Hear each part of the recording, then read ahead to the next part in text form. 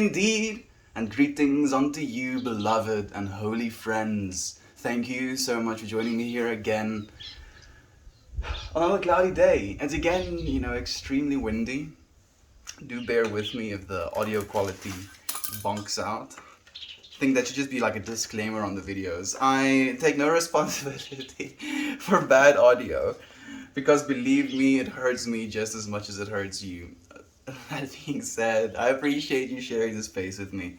I'm going to be breaking this butt up and crushing it as we get into it. But actually, before I do that, I do want to say something worth saying. I don't think we have too many of them left, actually, so... the ego seeks. Okay, this is the one.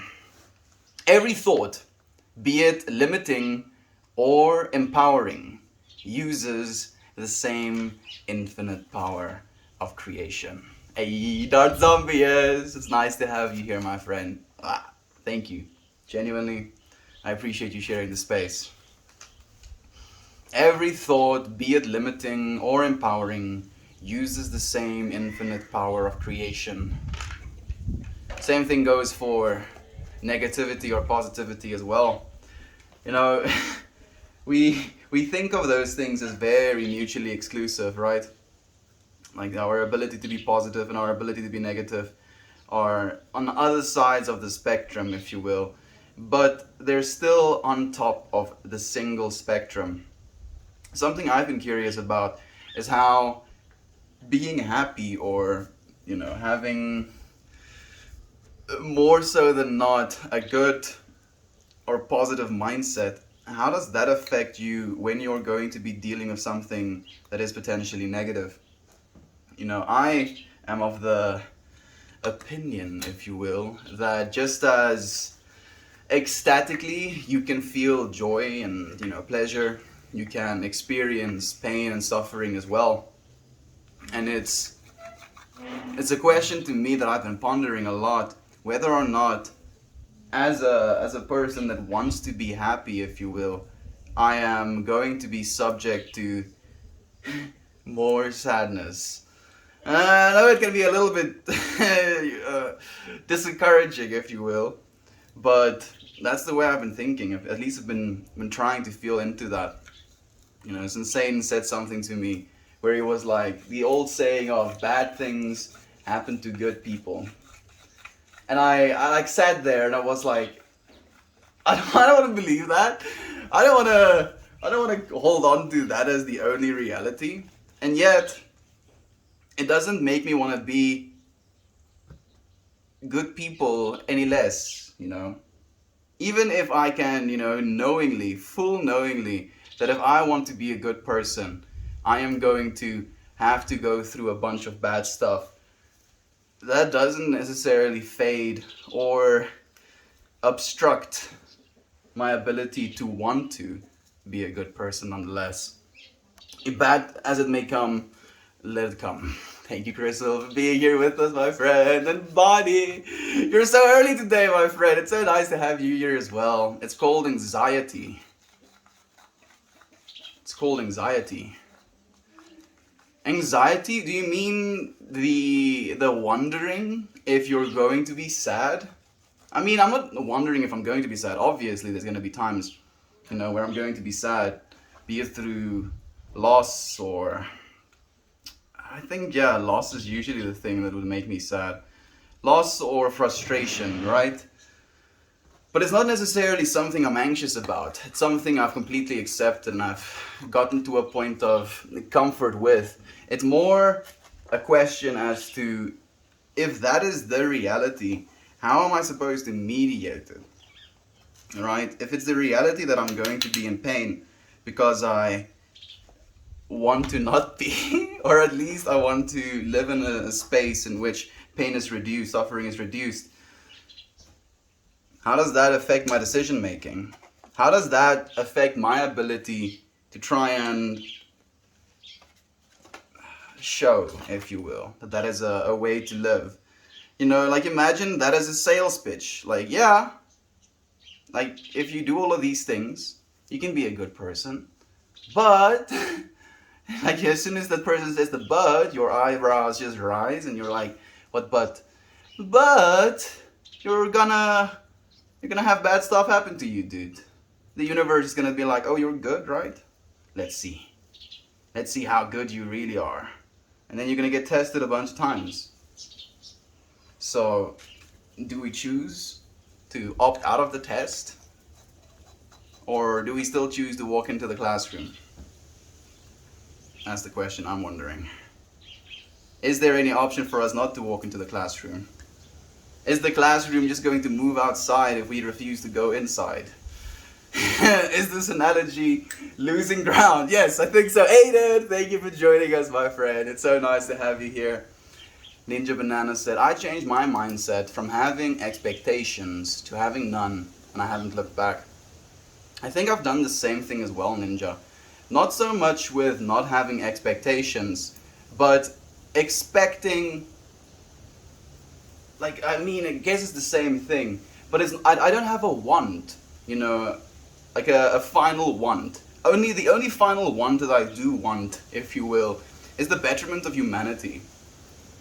Right? Like if I spend my entire life living in the way I am right now, and eventually I perish, be it of old age or something stupid I did, in today's meditation I imagined myself live streaming near a cliff edge, dancing, and then stepping off said cliff edge, and the stream just running. And I was imagining, that's a little bit of a yikes, dude. So I'm very much accepting and thinking about my own, mortality / eventual death. And I've come to the conclusion that in the way that I live my life right now, I'll be okay with dying. So it's not so much for me something that I'm worried about. But regardless of that, one of the things that I want for this world, and the reason I mentioned that I'm okay with dying, is that I can live my life, my entire life, in the way I am right now. And it will be satisfactory. Do I really not have rolling papers here? No, I do. Look at that. I can live my entire life in the way I am right now. And if I die eventually, I will know and I will have the understanding of inside of myself that I've led a good life. I have experienced things in a way that was novel to the universe, and in that way, my experience will be valued. But on a egoic level, on a wanting level, one of the things I want, not only for myself, but potentially for, and I want to say my kids or the kids of my kids, but not even that, just the future kids of our planet. Like it is something I'm holding on to, if you will, Ninja. And it can be something that's quite intimidating, because where some of us, like me especially, sometimes we hold on to financial concerns, like, oh, am I gonna have enough finances to pay for a place to live or something to drive, or will I be able to afford the things I want to use to create? And these things can seem so daunting. Now, taking it even further and being like, oh yeah, I want the earth to stop warming. I want most of humanity to switch over to fossil fuels, to renewables and off of fossil fuels.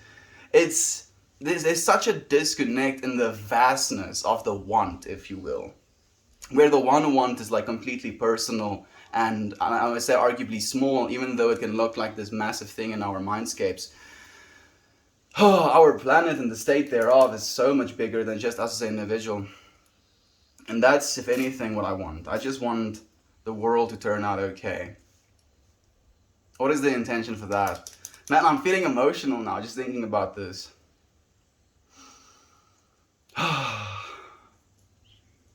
You know what? Like there's no such thing, but my intention is going to be perfect world.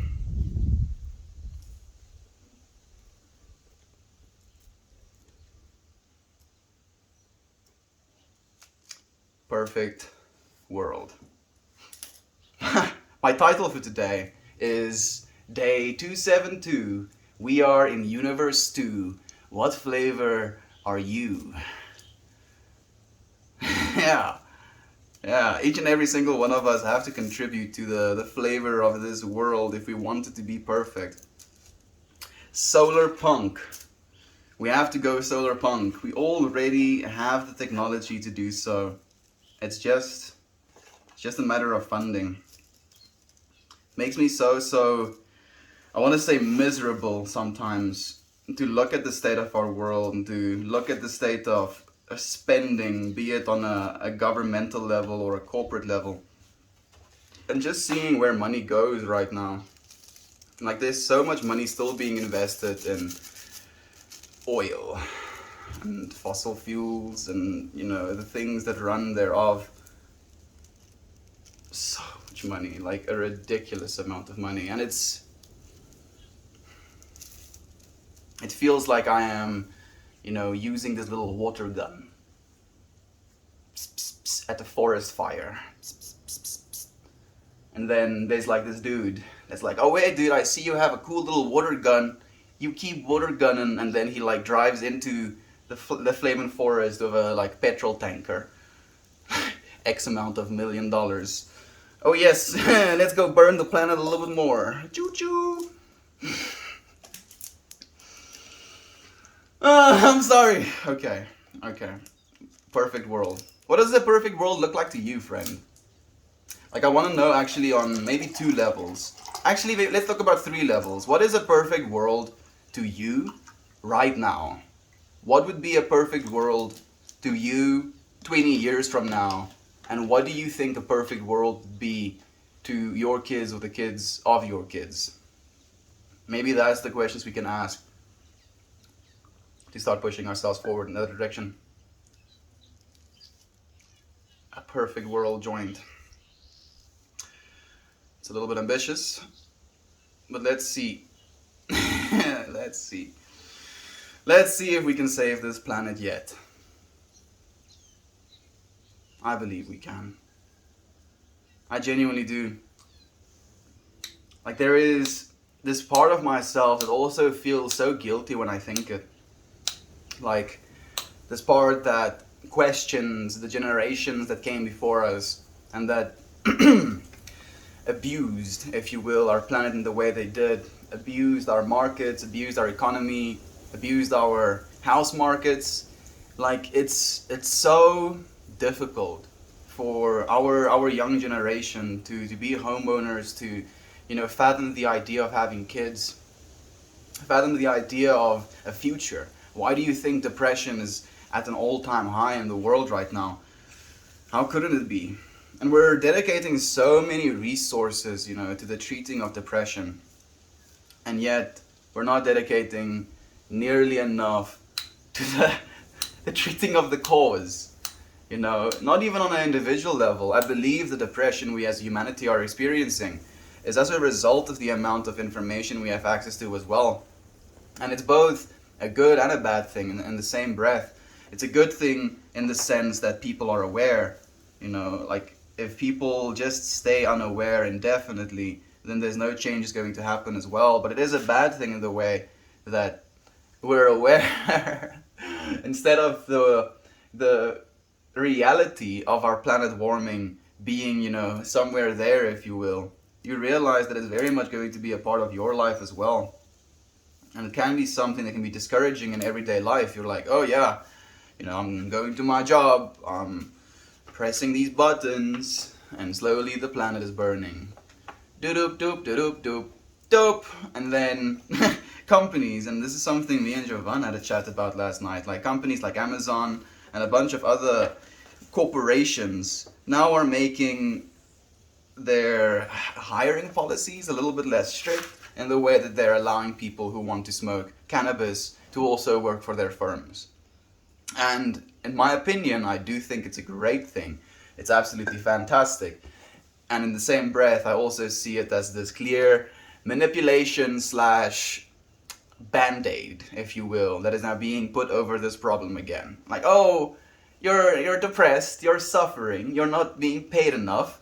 How about you smoke some weed? This is literally what I'm doing for the same reason. And it helps, but it's not sustainable. It is not sustainable. We can't keep treating people like that. We're reaching a point at which humanity wants to change as well. I'm seeing it. I'm so clearly seeing it. and I feel like I've taken the longest time to get to this point. But there is this part, as I said, I was feeling guilty about, where we're almost waiting for the older generation to pass away. Where it feels like we can't make headway, we can't like create the changes we're trying to because of our older generations. And like I'm saying older generation so relatively because I feel my dad is under that older generation, and he's like 50, he's 51 this year. But my dad is an anti-vaxxer, doesn't believe in global warming, you know, every single word of the Bible is the actual word of God. It's so difficult to communicate, and it's impossible for us to reach any point of understanding. You know, like talking about stuff like universal basic income, talking about stuff like, you know, using military spending, using global corporate taxing, if you will, to try and better this planet, to try and, you know, provide for the people that live in the country that are most benefiting from these companies. And he's like, nah, can't work. Oh, what about global warming? Nah, global warming is a hoax. Brings up the fact that it has been really cold in South Africa this year. The COVID vaccines, they're the elite is trying to leave only 500,000 people on the planet. And every single vaccinated person is gonna die in X amount of years. And it genuinely feels sometimes like I'm talking to a different species. Like I'm trying to communicate ideas that is literally unfathomable. And unfortunately, even trying to provide information that is going to help kind of discover, kind of help push him in the direction where he learns these things for himself, he refuses to absorb that information. He will not listen to any of it. And he'll hold on to that information, or if he does listen to it, he listens to it with a bias of trying to prove it wrong. Where he'll listen to like someone talk about the science of something, and then by the end of it they say, yeah, you know, there are some variables, so like we don't exactly know. And then he's like, yeah, look, they don't know. I'm like, they don't know exact numbers. The fact that the earth is warming is undeniable. It's not for you to say whether or not it's true. It's literally fact. Thank you. Oh, I feel like I vented a little bit. I'm not angry as much as I'm frustrated. Perfect world, friends.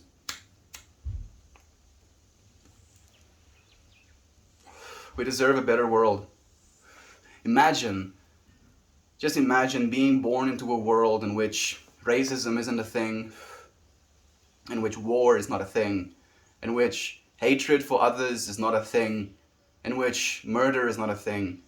Imagine being born into a world where you know you have the opportunity to live a good life. It's not something that you wonder about. Huh? How is it that we wonder if we are allowed, if we can live good lives? And then our parents and our society is surprised when our entire generation is losing it. Perfect world.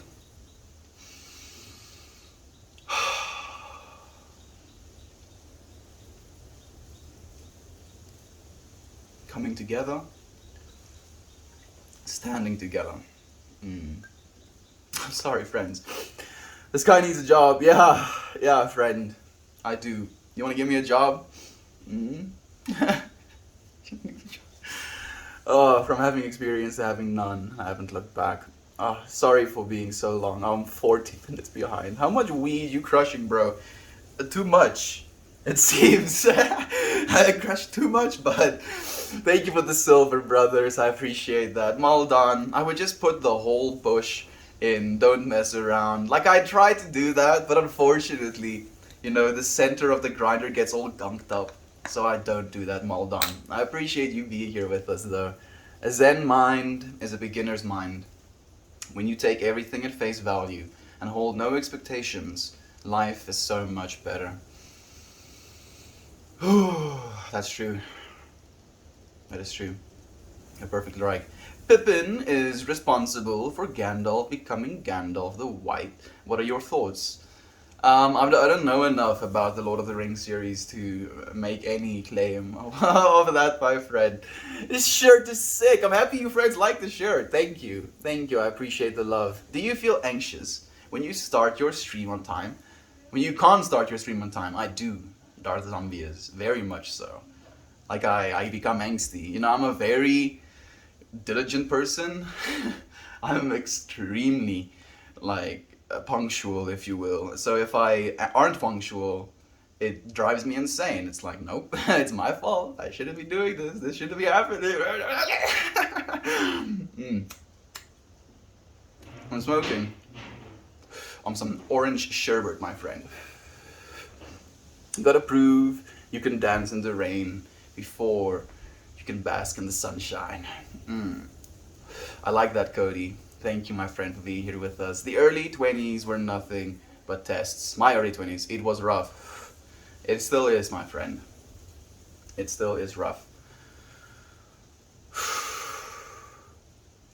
I just want people to have hope. I want to have hope. Standing together. Nice. The stream dropped. And all my comments with it. Hope. Hope is still true. Hope for me and you. Hope is what it do. Hope. I sure do. I hope this thing doesn't drop again.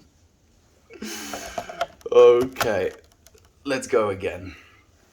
While we wait, I'm gonna read another thing worth saying, just because I feel it's conclusive. With me, I can sometimes just continue going in whatever direction it is my train of thought happens to be taking. With these things, it's kind of like it has a start, it has an end, and then it just has like this single package of information.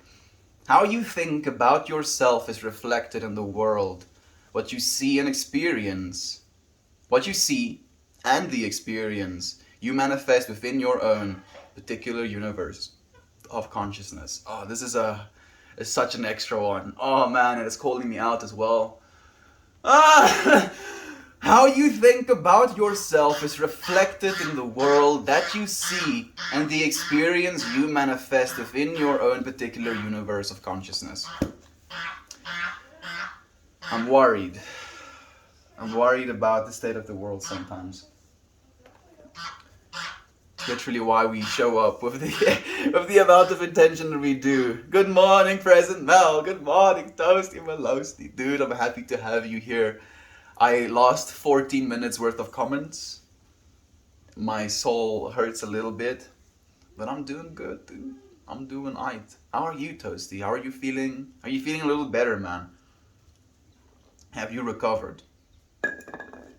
Standing together. I'm feeling emotional today, dude. I'm feeling very emotional.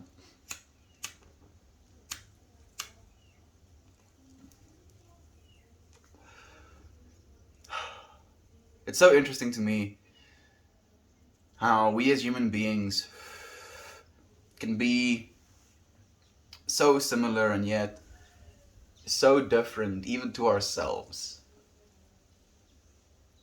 And I think it's probably my perception of self as well. Like if we had to have a control study, if you will, and 10 people had to, if you will, witness me, and then day by day by day by day, I genuinely feel like I'm melting into a different beingness of myself. I'm feeling I'm kind of melting into some of the things I'm worrying about right now, where yesterday I was definitely a little bit more light feeling, if you will. And yet I'm curious as to how that is perceived externally. Like internally it's perceived as something significant, or man, that duck is looking at me weird, or goose is looking at me weird. Like internally it's something we perceive as a very radical shift or a difference. I wonder if it's the same case for the external as well. Those geese are feeling fiery this morning. I mean, they are pretty chillin'. They are pretty chillin'. Today definitely has like a little bit of a heavy feeling to it as well. It's been cloudy all day, no rain just yet. And when it gets cloudy like this with no rain, it just becomes super humid. And it's been really hot as well today. I don't really know if the weather is a reason for me to be feeling bad though. I don't really think so. What is it? Don't really have a reason. I was listening to Michael Pollan and Tim, I've forgotten his surname. They were having like this technically interview. It was like a one-on-one interview with an entire crowd in front of them, or yeah. And they were having the conversation and conversations about psychedelics, psychedelic research becoming more available, how MDMA is like literally on its way to get FDA approval properly, how things have changed, how people's perception of these things have changed, how the media's perception used to be very for it in the 50s, like the media used to talk about LSD in a positive light, and then with the criminalization of it, you know, as Nixon was trying to get more boys to fight his wars, like for the longest time, if you were an 18-year-old and you got drafted, that was just the case. That was just how it is. Oh, you're 18? Well, welcome to adult life, dude. Life's over. Or at least what you thought of as what life was now is over. You're going to a different country and you're going to go and kill other people. For like the entire human history, we're just like, okay, okay, I mean, okay, guess I'm going to war, guess I'm gonna go and kill people. How the hell did we get to that point? How are we where we are right now? And how has this shift changed us as well? Like it confuses me sometimes that was the norm. That was just the norm. That was how it was. And there was wars for thousands of years. Just war upon war. And us as males, if you will, had to literally evolve stronger to be able to be combative, to be able to be hunters as well. Maybe that's why. We're like, oh well, guess we have all of this biology to fuck shit up, so we have to use it. No. You can use this ability to fuck shit up to create as well. And every single time we go to war, we're destroying on both sides. It's such a sink of resources into literal destruction. And we as human beings haven't evolved as fast as our weapons and our technology has. Not even remotely as fast. Quite the contrary. We're not doing a good job at catching up as a species with what is happening technologically. We have weapons right now that can erase all life on the planet. Why?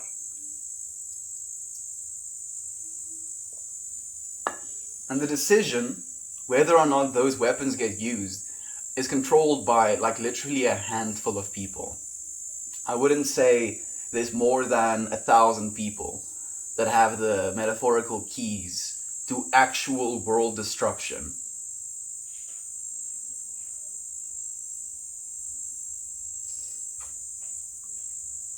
You know what the crazy part is? Ek het dit in die buitehuis gesit, ma. Is welkom. Gave more makeshift hugs because I don't have Reddit coins. Oh. Thank you. Thank you so much, Jovan. I appreciate your makeshift hugs even more than the award hugs. Man, what happened? Your monologue. You monologued and didn't respond to my comment for a bit. I'm sorry, my friend. Loki, I'm so sorry. I'm feeling from a deep and like sensitive place right now.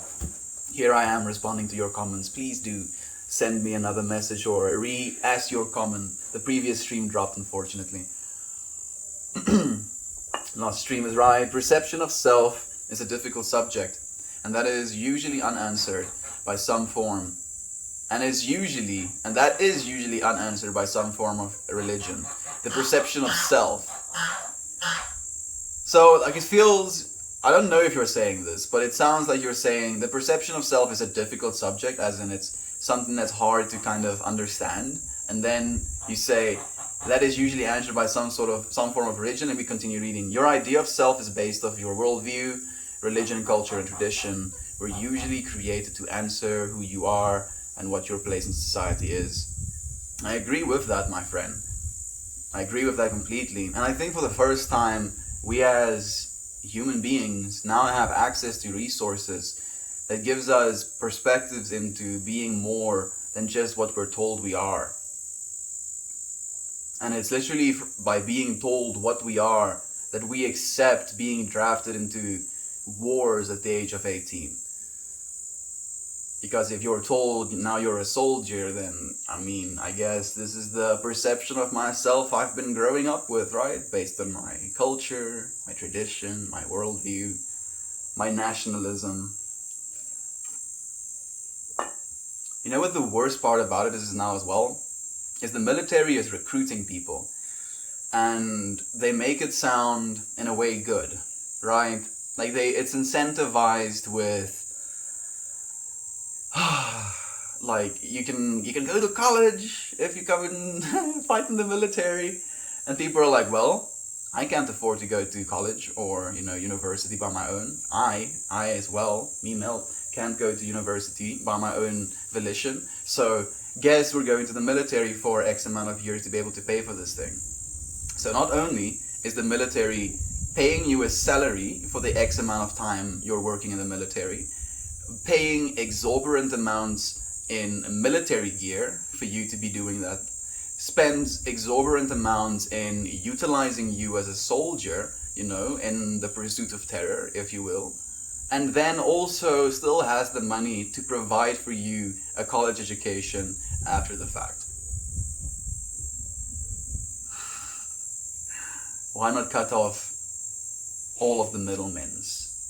Huh? Why can't we? And innocently, I don't know if someone said it, but I felt it. Like, if everybody had access to education, the degree would no longer be worth anything. And I'm like, how do you compute that? If more people are educated, what do you think is going to happen to our planet as a whole? Yeah. Man, perceptions. We're back indeed, Dan. Thank you for joining us again, man. How are you doing? Hello to you, Charlie. Advert.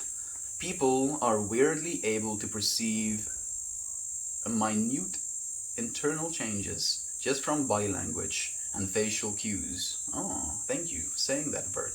It's a good point, my friend. What are you perceiving? I think I said it on the other stream, Estian, but I totally understand your frustration of your dad. You basically described my dad as well. Oh, Aiden, it's painful, dude, and they're not that old, man. They're not that old, dude. I don't want my dad to pass away, ever. And yet, there is this another part of myself that feels if their generation doesn't pass away, how are we going to, bring the change that we need? If like a generation doesn't believe that global warming is real, that COVID is not so serious. He had COVID. He literally had such a hard time breathing while he had COVID as well. Believing that vaccines, are a hoax or are intended to kill you. How are we supposed to make good changes? We're literally going to be fought by hundreds of millions of people. And there's no going to war against them, because that's just going to perpetuate the hate. It's literally going to ingrain again in your current generation that capacity for hatred. And then we're starting the loops all over again. So it feels like this passive waiting. And that sometimes drives me insane as well. I don't want to wait for things to get better. I want to try and make things better right now. And we are, friends. Like, I think maybe I should give myself that as well. Right here, right now. At least in our own ways. We're making things better for ourselves because we're educating ourselves. We're feeling these things. We're not pretending they don't exist. We're not making light of these things. It's more than our previous generations can say. So, a good old pat on the old back to ourselves as well. I wonder if that is across the neurotypical, atypical spectrum. It might be. I'm getting to that stressful part of my move process, oh joy, where you have like the mild anxiety constantly, where you're like, okay, I have to do this, and I have to do that, and I have to carry this thing, and I have to... I feel you, Dan. I'm so sorry, my friend. I'm sending you so much love. I hope it gets good in any way that it can. What strain we smoking? I'm smoking on some orange sherbet. I like you, Bex. Thank you, my friend. Ferris? Yes, Ferris indeed. Thank you for the keep calm, Aiden. I'm trying to, my friend.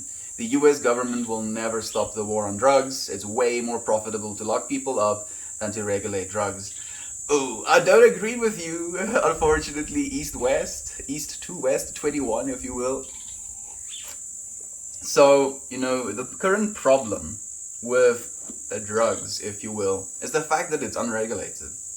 If something is unregulated, that's when it has potential to be dangerous. Because then you can do whatever you want to, and there's nobody that's going to hold you responsible.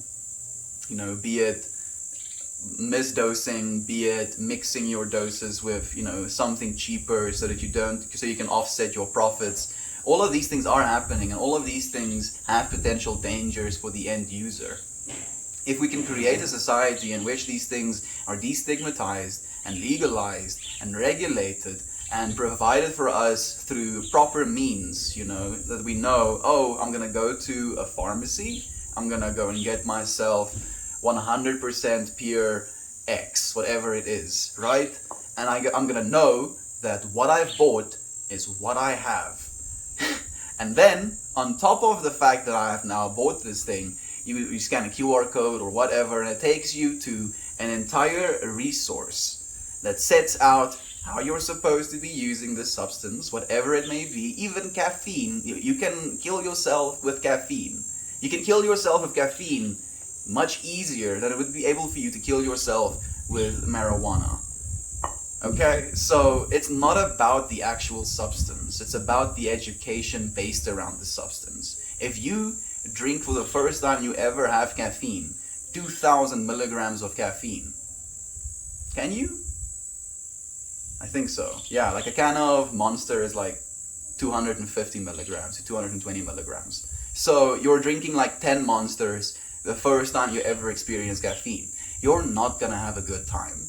And then if you base your entire reality as to, oh, I took caffeine, right? You're just adding the name, if you will, and then I experienced this. You can't do that. You can't drink 2,000 milligrams of caffeine and then correlate this is what caffeine feels like, because you're uneducated about dosage and you can hurt yourself in doing so.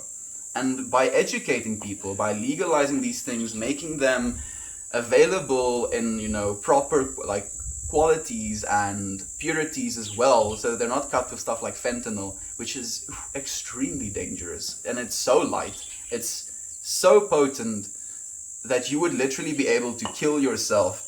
If I took like a scoop of that powder with this little tweezer of mine, literally just a small little scoop of powder that's that big, dead. I'm just dead. No coming back. Literally enough, like if I pinched, right? Oh, this little bag of whatever it is, that looks cute. I take a small little pinch, I put it in my mouth, dead. Like, it's not the actual thing, it's the dosage of these things. And if I don't know, because I'm not educated, because these things are stigmatized in my society and my schools, and on a governmental level, and it's also something that is now, as you're saying, has a war against it, so I also have all of these added paranoias attached to these things. it's a recipe for disaster, and it can continue. And I genuinely hope that the US realizes, I mean the whole world realizes, that there is both profit to be made from legalizing these things, you know, be it in actual sales or tax dollars, and also harm reduction to be had. Societies where drugs are completely decriminalized have their overall like addictive usage drop significantly. Human beings have enough divinity to make decisions for themselves. Making things illegal only make them dangerous for everyone involved. What's Trendy talking on some orange sherbet, my friend? What I'm trying to figure out as well, network. Front page again. Oh yay, it's nice. Welcome, friends. Thank you. Experience is weird. Existence is weird. Oh yes, it is, Cody. It can be sometimes. Almost too much. I think it's a homegrown called Funky Monkey. Not this one, Ninja. This is the orange shirt, but also homegrown. I'm so tired of war. Dude. Like, you know what's... So, the stuff that hurts me the most, like we don't know just yet, but at the end of this year, we're going to get a printout of what the US military spending was. And if you look at over the last 20 years, how US military spending went, it's just, you know, tending upwards. You wanna know, I don't know if you know, but this is something that baffles my intellect as well. Do you know how much the US military spends in a year, annually?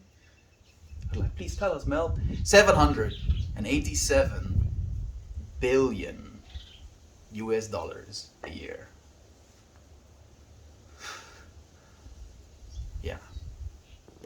Yeah. For what? For destruction. Me too, man. The only justifiable draft I think there was World War II.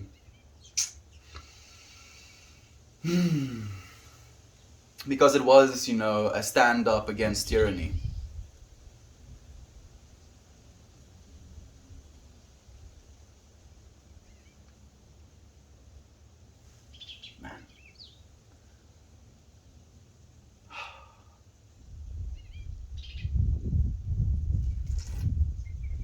The good old question, if you had a time machine, would you kill baby Hitler? I think you would mess things up still. And that's the paradox about our existence. Is if you go back and you actually do take out baby Hitler, then you could potentially return to an entirely desolate world, you know, completely destroyed by a post-apocalyptic war or something like that. Like maybe because you kill baby Hitler, human beings never used nukes on Japan, never realized the amount of human devastation that it could cause. And then in the Cold War, because there was no Second World War, the tensions rise between the US and Russia, and then they actually just nuked one another at the same time, instead of knowing what devastation the nukes can cause and the long-term effects it has on people as well. And then, yeah, we could have just had a complete wasteland, a complete post-apocalyptic world in today's world if it wasn't for Hitler being alive. Like imagine, it's hard to kind of fathom things like that, but that's the trip about how everything is interconnected. Yeah, goodness. If the US gets involved in more war, I'm just gonna get the fuck out of the street like a Vietnam protester. Fuck war, yeah, dude, absolutely. Agreed. Sadly, war is just a justification and the easiest one. From what I've gathered, the government can't change taxes unless they're at war. That sounds about right. Yeah. The thing is, war is profitable, dude. Like this, it's literally a business. People are being paid to manufacture things. So it's a business. And it's not a sustainable business. It's a business literally based on human suffering. And I do not understand how it's something that's allowed to continue. Like we have these I've forgotten is it the Geneva Convention? Some of you friends are correcting me. That thing, right? We have these rules of war, if you will. Like you're not allowed to do all of these things. Why not just, you're not allowed to do any of it. Stop killing other human beings. How about that? You know, how about that? Is that too difficult to ask? Too much to ask.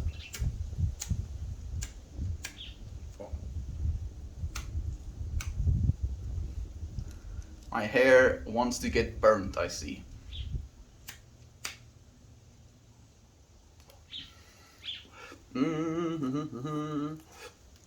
I saw you months ago. I hope you're good, man. Still stonks. I actually remember you. It's nice to see you again. I'm doing okay, friend. Government can't do anything. Yep. I'd rather sit in jail than fight in a war I don't believe in. Absolutely. I think it's insane that the US still requires every male to register for selective service. Yeah, so if there's, some sort of major like World War III happening, then they can draft you again. You know what's the craziest part? Like, I've watched F is for Family recently, and how they have these people that are completely aligned with the government in a way that they are so brainwashed that they hate other individuals, and they would call them draft dodgers as an insult. Like, oh yeah, you draft dodger, why don't you go and die in the Vietnam War? You sissies.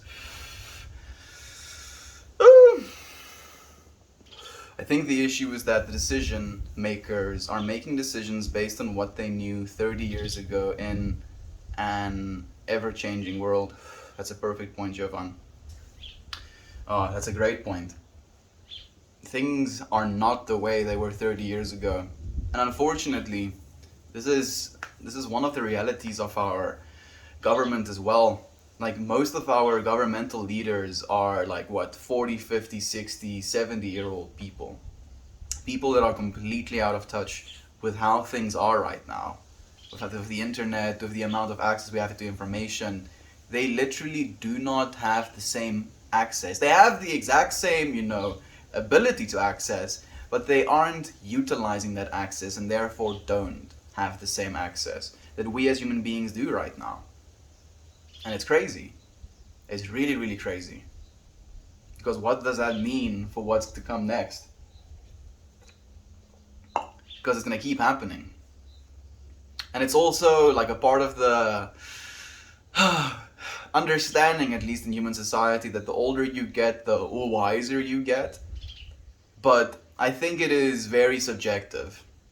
So you are basically at the peak of your intellectual / processing power, intelligence, in your 20s, and then it kind of fades off into your 30s, and then by your 60s you basically gain back another hump of what's called like experiential intelligence. So like, if you take if you take a bunch of people and you have them compete against each other, in some like mental tasks, cooperation, communication, stuff like that, the 20-year-olds and the 60-plus-year-olds will have the best scores to how well they could solve problems.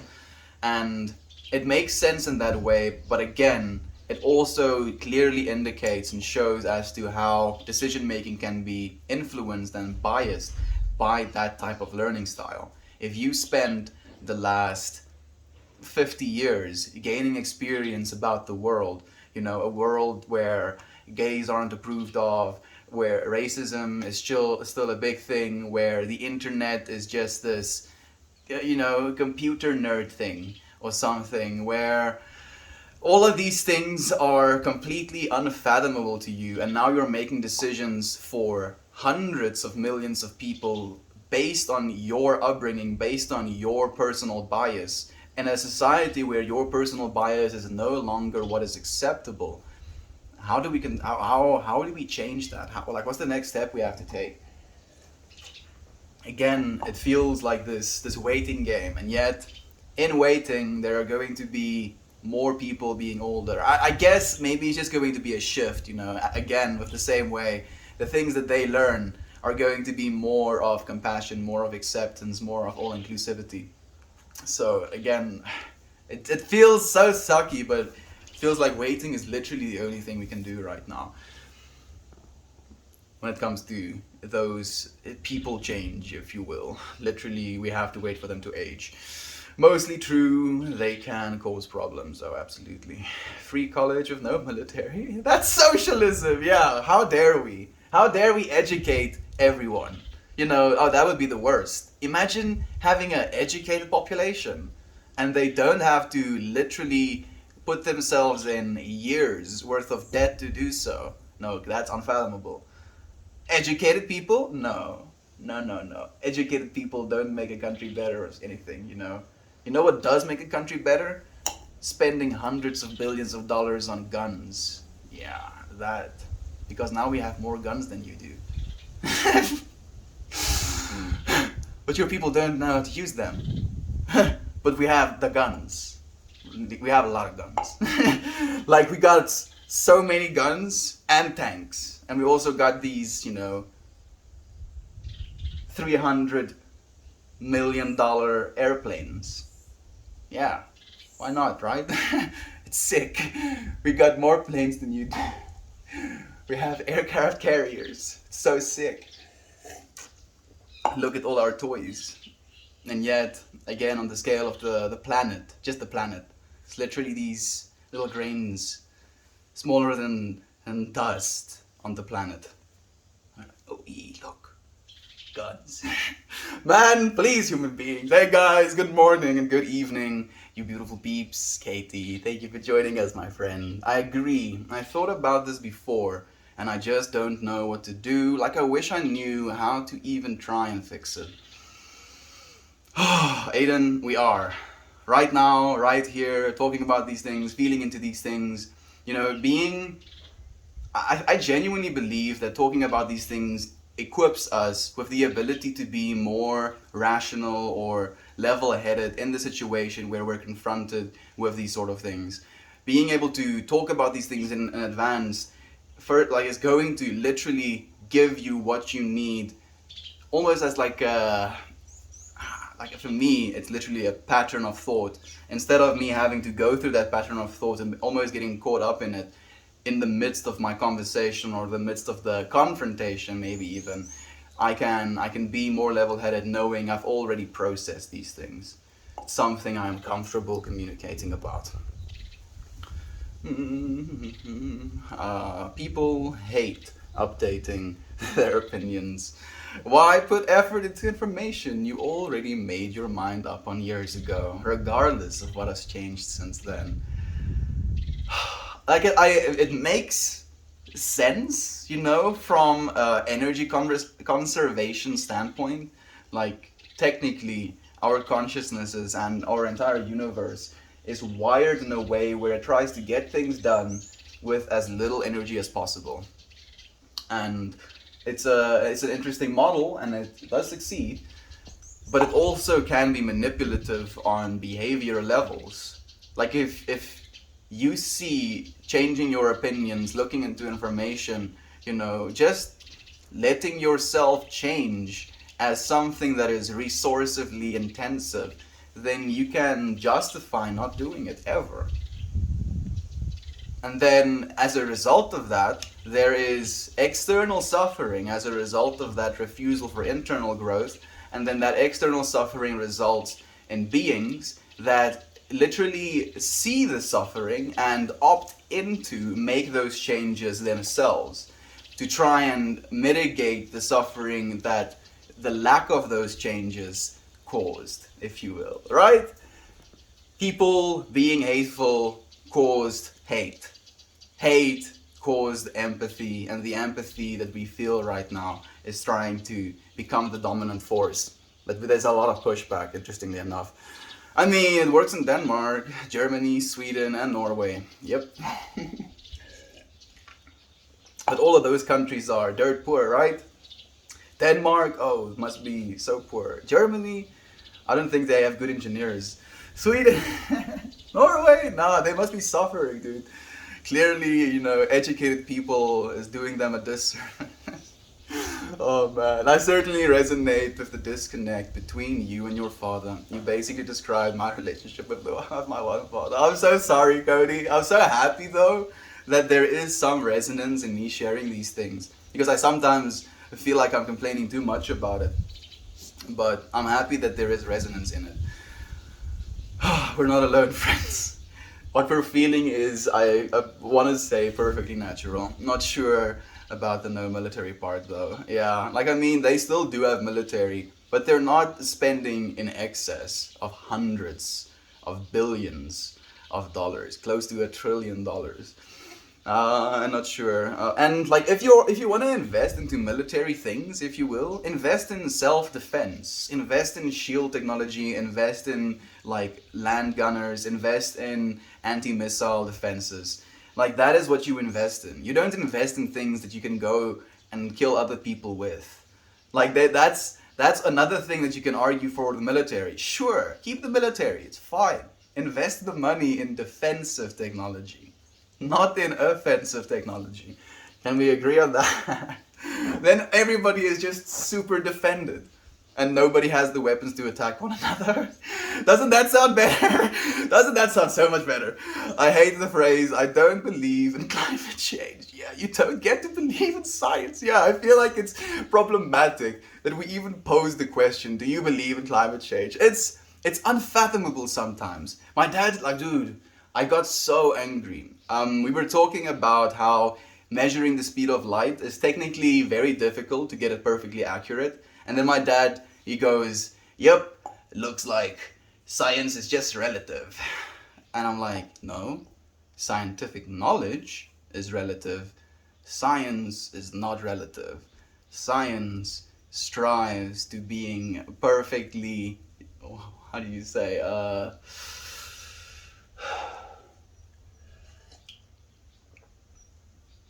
fact-based?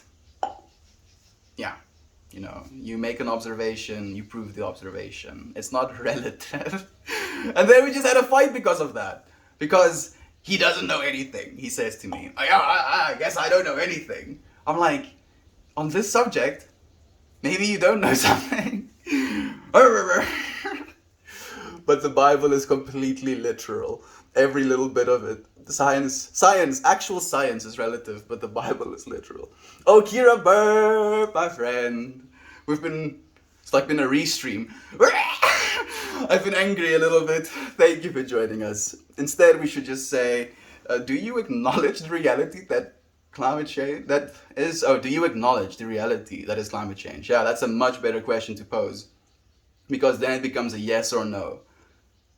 Are you denying the actual reality of climate change? Yes, I am. And then it becomes like, wait, what did I just say? It is weird to think about. Many older people live by faith, yet struggle to believe, I guess, in things that they can't see, touch, or witness yet. Global warming, yeah. You're right, Heather. Thank you for joining us, my friend. It's nice to have you here. Hobby Gobby, hello my beloved and holy hippies. Hey Gob, thank you for joining us, my friend. It's so nice to have you here. I'm so happy to make you sleep, my friend. Michael Raffero, go to sleep. Know that you're loved. Close your eyes and drift away. Burps. Legalization of marijuana in Colorado was proof. They made over $1 million in tax revenue for the state in the first month. I think it's a lot more than just $1 million. That tax money goes to roads and schools at the moment. That's pretty cool. I love that as well, dude. That is literally, perfect case for it. Oh, people are gonna smoke weed anyway? Give them access to weed in a controlled manner where they know what the qualities what they get are, they know what they're smoking, Budweiser, if you will. They can start to develop taste, if you will, so it becomes a market of novelty, I want to say even. And that is a great thing for it. For the longest time, the weed you got was weed, right? Like, here's weed. You get to smoke weed. Go. Weed. Now we get to smoke different sort of things.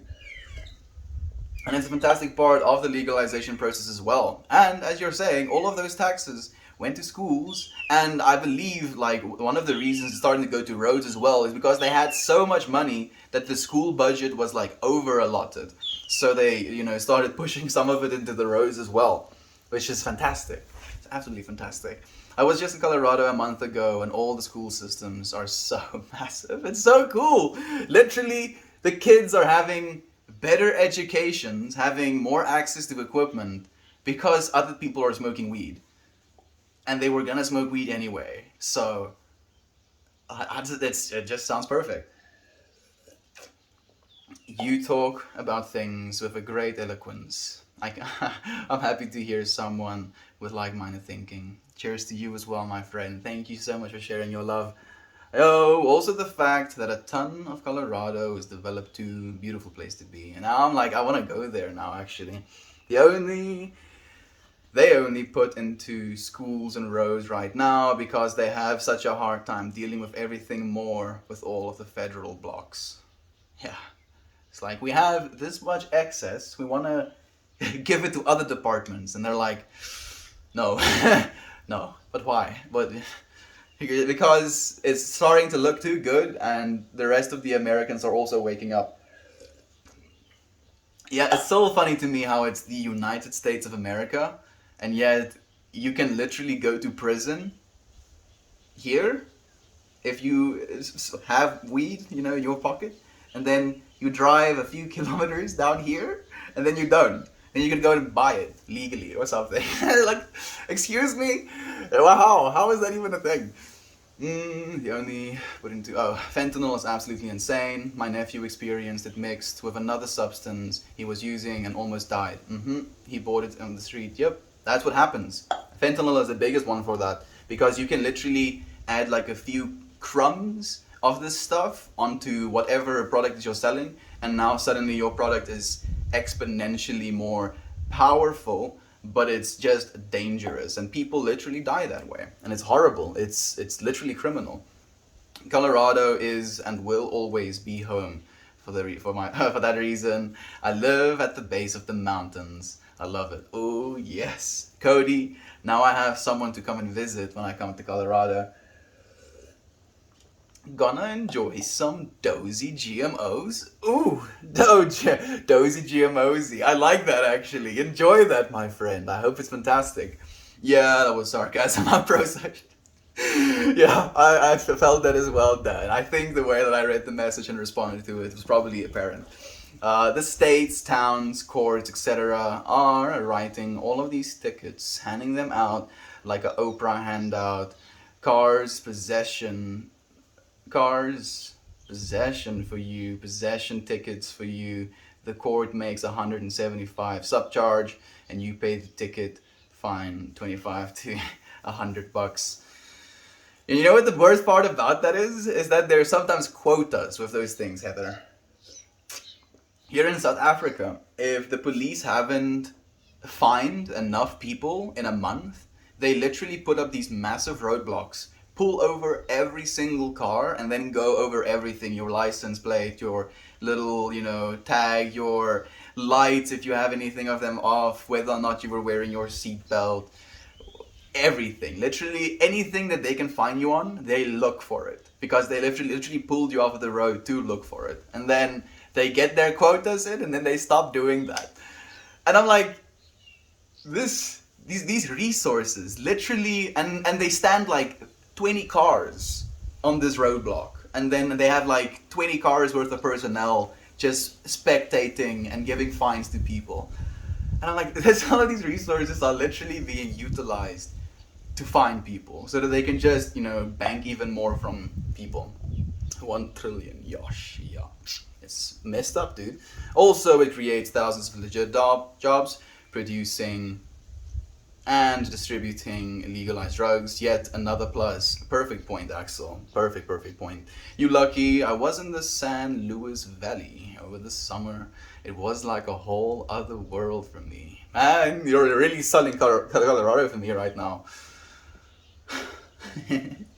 I have to go to Texas first. Where is Colorado? Is Colorado the actual state? Please do excuse my derpiness.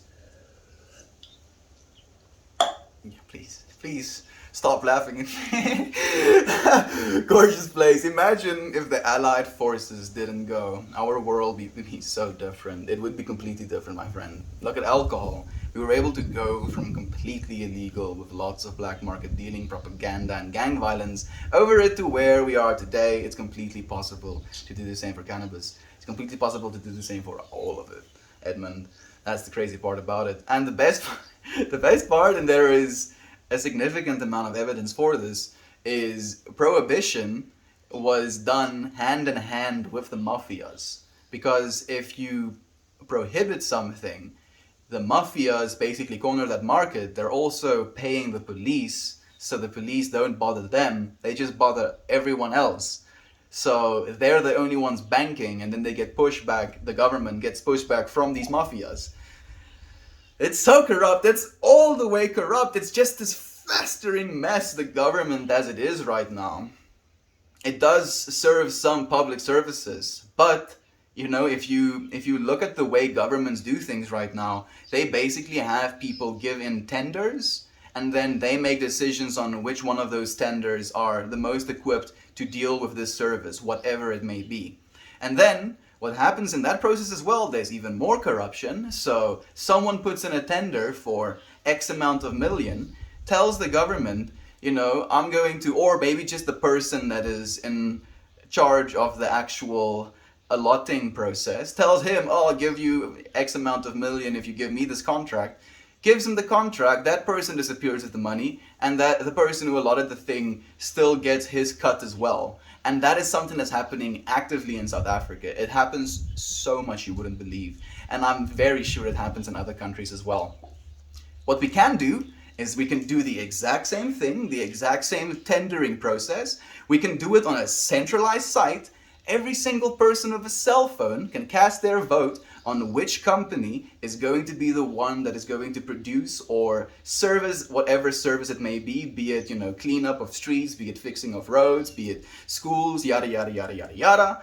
And then, as a collective, there's decisions made. Every single one of us, most of us rather, let me say, has access to a cell phone or a computer somewhere. So we have the ability to make decisions as a collective. And then, when these services aren't producing as they're supposed to, we vote them out and we allocate that service to another individual who is more capable of doing so.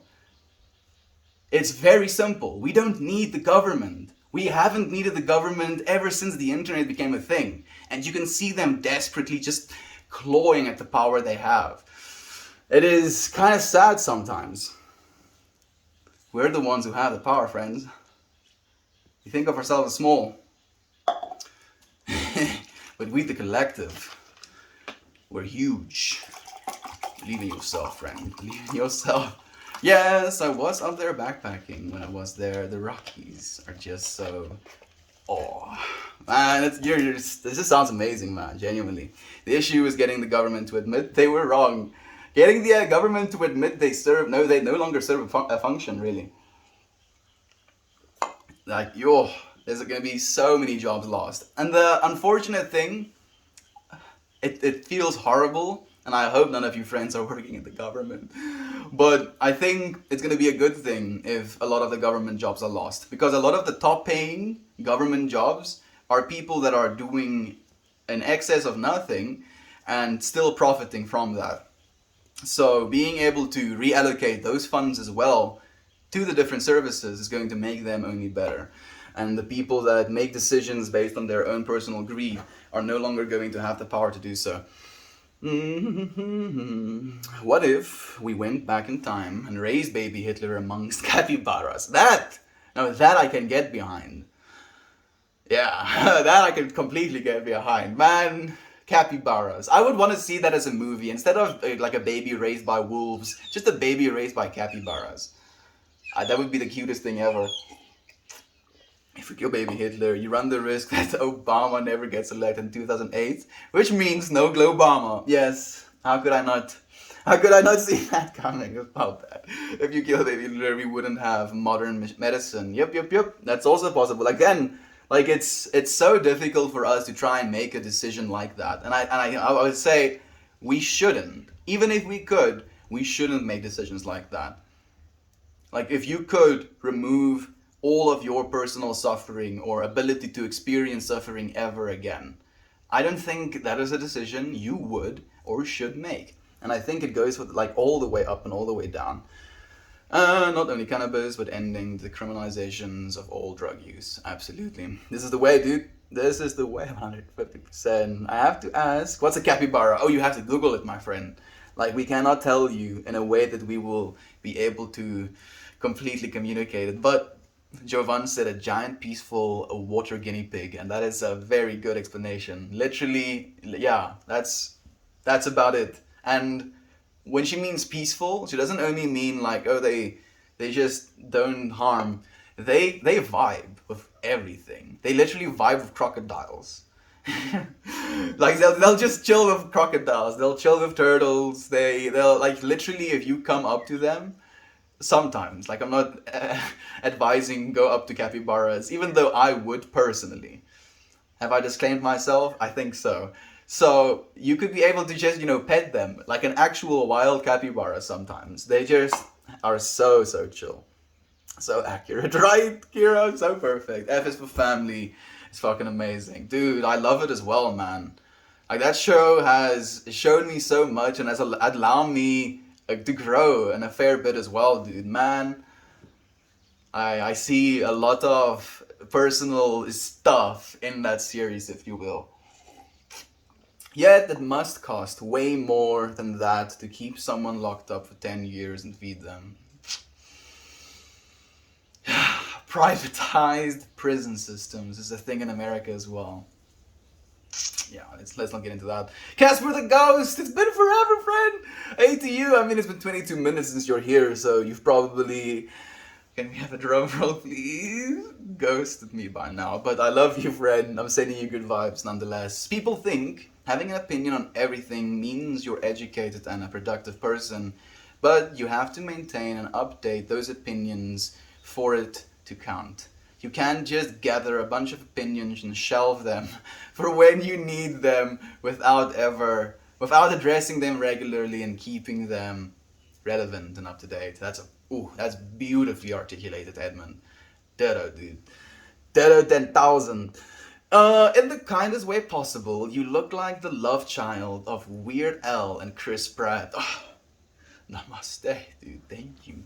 Gnarl, I like that, friend. I appreciate you as well. Only received in love. I love each and every one of you. Love being sent your way in abundance. You all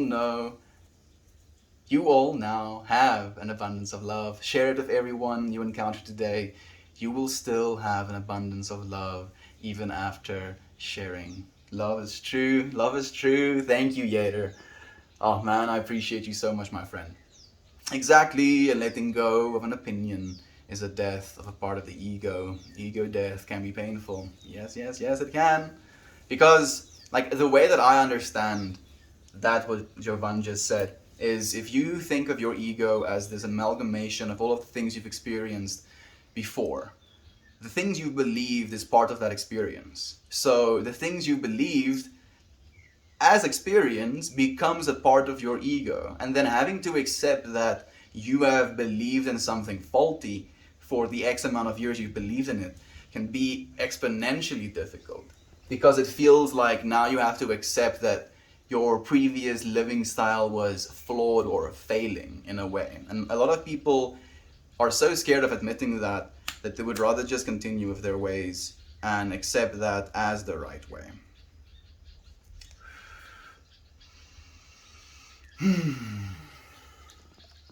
Exactly. Oh, for everyone. You're so loved. Constant thirst for knowledge.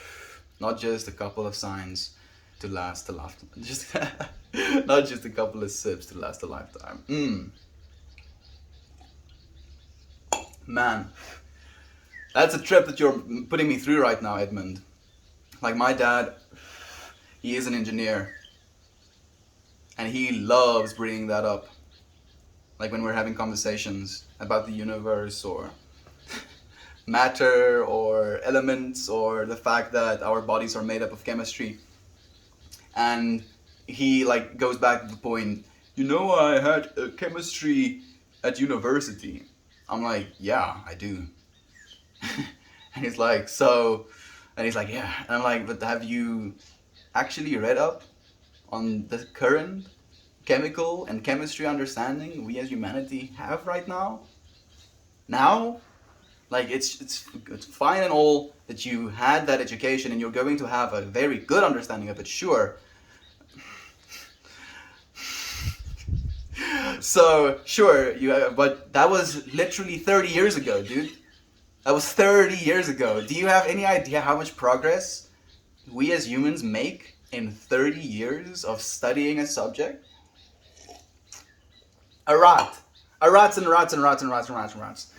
Go and read up, dude. Things change.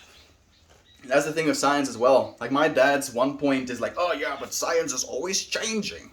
Like, yeah, that's a good thing. If it wasn't changing, it wasn't addressing the fact that, oh, it was wrong about something, and then it corrects itself. Like you don't see that with, and that's one of my dad's points again. It's like, yeah, the Bible is constant. I'm like, it's not. One, because you're literally reading an Afrikaans version of the Bible. I'm very sure it's not constant.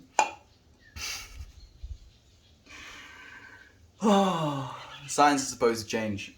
If it didn't, there was something fundamentally flawed with it. It's the constant pursuit of truth. A thirst for knowledge, as Edmund says. So much love, Yader. Bro, what do you do with your day after these streams? Like, directly after this stream, I basically take the footage that I just took. I take it to my computer, I upload it to said computer, I edit it, I color correct it, I upload it to YouTube. I start uploading it to YouTube, I edit the thumbnail, I upload the thumbnail, I post the video to YouTube, and by then it's about 9, and then I want to tend to bed, if you will. Before that, these days especially, I've been baking. Somewhat. Like usually mixing dough and packaging things, but I've been baking a bit as well.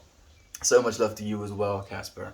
Exactly, people see updating opinions as admitting you're wrong, which isn't even necessarily the case all of the time. You may have had correct information at one point and just need to add a few bits of info to update the same opinion. Yeah, and I mean, like there's no shame in admitting you're wrong about something either. Right? Like if you can admit you're wrong about something and you can take the new information subjectively and you can be present with it and learn from it instead of being like, nope, that's impossible. I had information prior to this. Like I learned it 20 years ago. Like, yeah, you learned it 20 years ago. Maybe this information has some validity. Nope, can't be. It's not possible. Please. Yader, you love bug you. Thank you for the good energy. Thank you so much indeed, Yader. It's absolutely beautiful. You high right now? I am smoking a joint, dude. I definitely am smoking a joint. How about you, friend?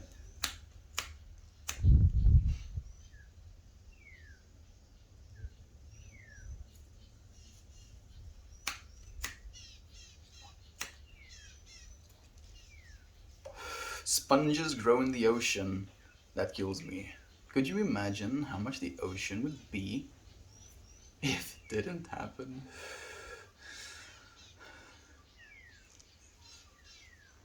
That kills me, dude. Yo. This dude is like, there's sponges, right? Like sea sponges growing in the ocean. So what would the level of the ocean be? How much water would there be if there wasn't any sponges to soak up all the water? Dude. I feel like I just lost like 2 IQ points. I love it though, thank you, Fred. How can our leaders change our reality for the best when they aren't even truly aware of how reality is in terms of their old person perspective, for lack of a better term? I agree completely, Kira. I'm worried one day we will become like the Borg. The Borg is a Warhammer 40k reference, right? I mean, it's a possible future. I don't think it's an ideal one. We're going to have to be the ones like me and you, dude, that influence that. If we're gonna tend towards the Borg, then we're gonna reach that Borgness, if you will. Oh, look at this, Uncle Becky! Are you Boshi? Are you Bowie? Are you Bo? What? Maybe, bro. The dogs and I made it back home alive. I'm so happy to hear it. Like before my stream started, Uncle Becky was streaming as well. And he was like doing a Red Dead Redemption simulator at one point, like spending some time with the doggies, walking, uphill, if you will. Had like a finger gun moment, and then again finger gun moment, and then the next time actual gun moment, and I was like, whoa, what, what? And I genuinely, I was somehow rationalizing like that's must be like some sort of BB gun, and I was like, Melt, are you sure? Are you sure? Like maybe it was just because you made it look so light, Uncle Becky. It was just like a flick. The problem is so many of these leaders are still living in the past and want to keep everyone else there with them, while we are desperately trying to progress as a species to what's next for us. Solar punk, dude. Our previous generations were very much diesel punk. Yes, oil. Give us oil. And we're like, no, give us sun. We want light. We don't want the literal black mass from the bottom of our planet. Right? Like, think about that just as a perspective. One of them is like grueling in this black oil and just covering themselves in it. And the other is just like standing in the sun, basking in the glory of it. Right? That is the perspective I have of what's for humanity to come versus what humanity is doing right now. And I'm not saying you friends, I'm just saying, like the greedy part of humanity, if you will. Science is akin to religion. Not really, dude, actually, because religion doesn't really change where science constantly does. Like there's no actual, this is the only way. Well, there is sometimes. I mean, when you look at our understanding of, our scale of reality and then the quantum scale of reality, those two sets of rules don't really mesh as well. We can't get them to quite kiss. So it could mean that our entire fundamental understanding of all of them can be flawed. So in that way, it's also something that science is aware of. Religion isn't aware of things like that. There's no inkling in a religion where, oh, maybe we're all wrong, like at the end of it. So this big preach, like this is how it is. No other way, don't question it. But maybe we're wrong. No, science definitely isn't like a religion. Some people can, like the whole Scientology, if you want, that could be seen as a religion, but more as a cult. But I don't think science in itself is a religion. Hey man, hope you're good. Oh, thank you, Chew. That's the most frustrating thing to me. Rosy-colored glasses, view of the past, refusal to want to reach forward into the future. You know what I saw today as well? Uncle Becky wears actual rosy-colored glasses in the now. Thank you for teaching us, Uncle Becky. Genuinely, dude, I love that so much. We don't have to look at rosy-colored glasses of the past when we have it right here in our future. And no? Well, I mean, also, but in our present is what I meant to say. As fine as a frog hair. Oh, hey Mel, hope you're well. Darkly, thank you for joining us, my friend. Rivet. Yes, that we the human race have fallen so far behind where we should be right now, simply because a large handful of us are nostalgic about what used to be and will never be again. Man, like, what's the worst part as well? Like, and I know some of you friends have seen this as well. If you friends have seen F is for Family, the way they portrayed women and not as like the actual series, like the time, if you will, and how they were expected certain things and they were only allotted certain things. Women weren't allowed out of the house and stuff like that, in the previous generation. And then in the next generation, how men were treating women in the workplace. And just seeing like where technically, if you will, our parents were born, the age they were born in, and how they were shaped, if you want to, like by their worldview, and how that must have changed, but on a fundamental level, that is still something that they miss for, if you will. And as you're saying, Edmund, it is not only can it never be, but it will never be in a way that it's something that we would ever want. Like, it's completely flawed. The problem isn't that you can't make money on legal weed, it's where the money goes. The private prisons and politicians they fund make way more than legal weed. Really? That's crazy. Plus, when it is legal, the money made doesn't go to them, it goes to the state. Yep, and it goes to the businesses as well. They only get like some of the tax money they can steal. UK is apparently the biggest exporter of medical weed, but it's still illegal. Really? The UK? I don't know why, but I almost feel that's hard to believe. Like, the UK doesn't necessarily have the proper environment to grow outdoors. There's way too much moisture. So if they are a large exporter, it must be indoor grown. I don't know. Like, that's an interesting fact, Choo Choo.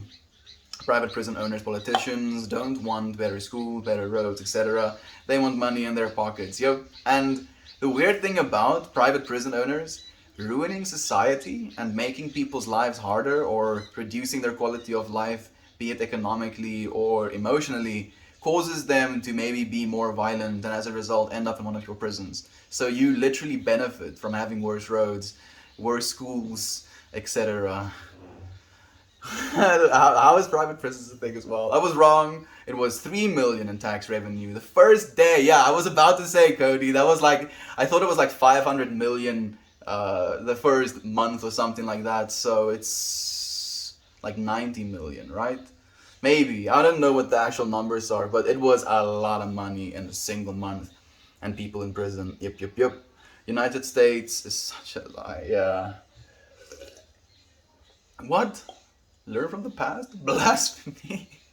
Man, the person just completely ghosted, dude. What? Molly with Finn? I don't know about that, my friend, but it sounds about like something that would be very dangerous. Good day, Milton Moore. Good day, Aunt B. Thank you for being here with us, my friend. So nice to have you as well. Humans could use a nice manual called How to Continue Living in the Present with Your Thoughts and Intentions on the Future. Like, man, that's beautiful, Kira. It makes me think of the saying where depression is worry or attachment to the past, and anxiety is attachment to a potential desolate future. So it's both this underlying problem, both ways. Living in a mindset of a hopeful future, a beautiful future for our kids and for their kids. Prosperous, loving, giving to everyone. That's the way we're going to do it. Every single day, right now, here in our present as well. We can't base our current decisions regarding technological advances on what we've learned in the distant past. Excuse my many typos, trying to multitask. No worries at all, Jovan. I also had some typos speaking it. Hug, and then 3 more. Thank you so much, my friend. Words, friend. Word.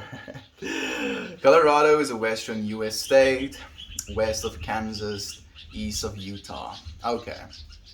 Thank you, my friend. That actually gives me a little bit more perspective. The game in America is to keep everyone dumbed down, poor, and pissed off at one another. I ain't playing that game. Yeah, dude, we can't. We as a collective are not playing that game anymore. And I genuinely believe that in what we're doing right now, we're educating ourselves and equipping ourselves with the ability to lift all of us out of poverty. Out of that dumbed down, poor, and pissed off state. Like, that is not, like, none of those descriptions even get close to what we try and do here. I mean, I've been a little bit pissed off today, I would admit. Sometimes I get a little bit feisty about these things. But I think these things have a right to be angry about. I'm not being angry at the individual for what they said about my this or this, only in love. Hola. Hey, Women in the Bed is here as well. Hello, my friend. Thank you so much for being here with us. How are you doing? I actually saw you on the front page today as well. Like, and now I actually recognize your style. So I saw your little, pictures, your drawn sketches, and then I was like, oh, Women on the Bed is on the front page. So I went in, I gave you some love, and then I was like, gone again. Thank you so much for creating and sharing so much love, my friend. Women in the Van is Gem. Yes, it's Gem. Another name in the books. Hi, Gem. She is a gem as well. So thank you, my friend. It's an easy one to remember, actually. Moas to the moon. I don't know what that means. We, the collective, have the power now more than ever. We have the ability to communicate with one another in this way as well. Something previously completely inconceivable. Texas still tries to pass bills to succeed all the damn time. My mom's boyfriend is literally on the committee here in our country that just try to get Texas to secede again. I don't know what that means actually, Edmund. What does succeed mean, dude? I'm sorry, like the U.S. government is on the brink of a shutdown as it is. Yes, it is. Currently, damn. What the? Which brings up another point.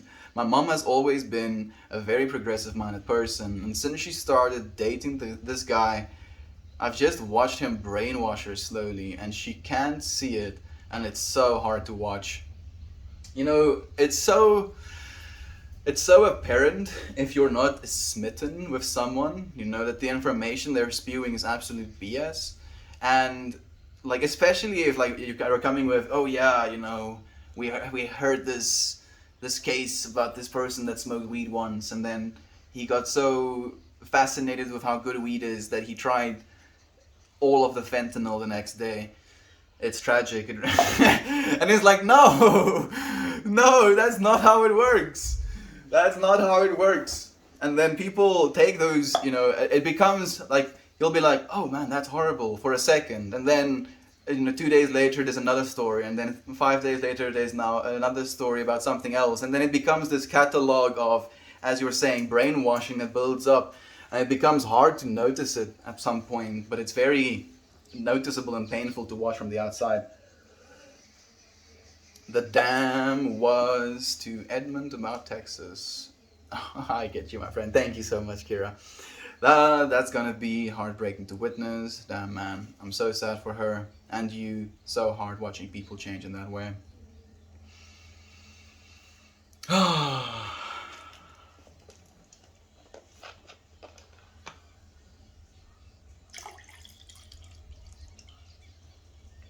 I'm questioning why. Why people want other people to hold the same demonizations that they hold. Like, there's something that is funny to me. And the first time that I heard it, I agreed with it. And it was, mutual hate is stronger than mutual love. And in a way, it can be true, because that hatred can be something so visceral. And sometimes it can be easier to inflict physical change with hatred than it is to do so with love. So, on a materialistic level, hatred is more.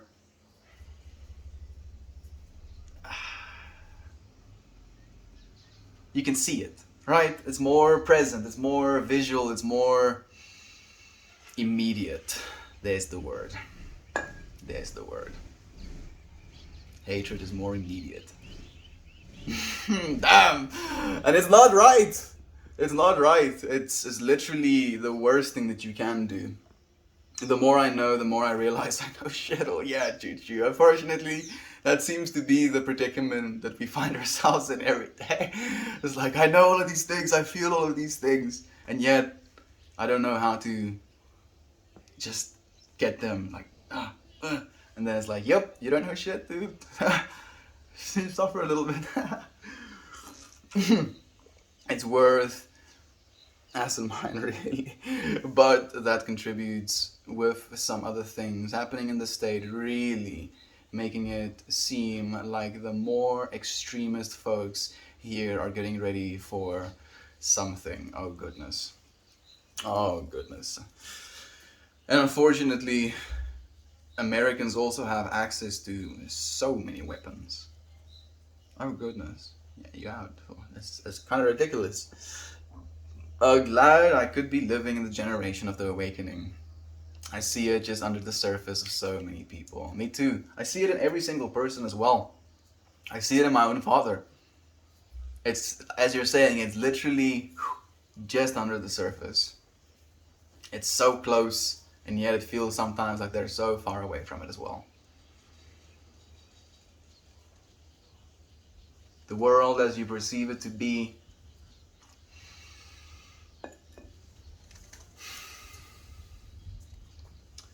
This is the world as it is. It is hard because she always makes excuses for some of his particular shitty actions or beliefs that there was once a time she would have been disgusted with. But it shows how easy it is to get sucked into these mindsets. It is. It really is. They gave me chills, not for the good ones like Jake Peralta when he sings, I want it that way. Tell me why. Man, I love freaking Brooklyn Nine-Nine so much as well. Thank you, Kira. Much love to you. Many blessings to you as well, Glowing. Glowing Firechild? I like that username. Much love to you as well, my friend. I said this with when Trump was elected, the beast fights harder when it's close to death, and the light shines brightest after the darkest night. I still genuinely hope this is true, that change is coming. It is, my friend. Every single one of us is carrying that light. And we're trying to share that light with others as well. I appreciate you, friend, so much. Science is not always changing. Our understanding is. Yep. That's actually a good point, Edmund. That's a good point. That's a good point. And, okay, so I do agree with that.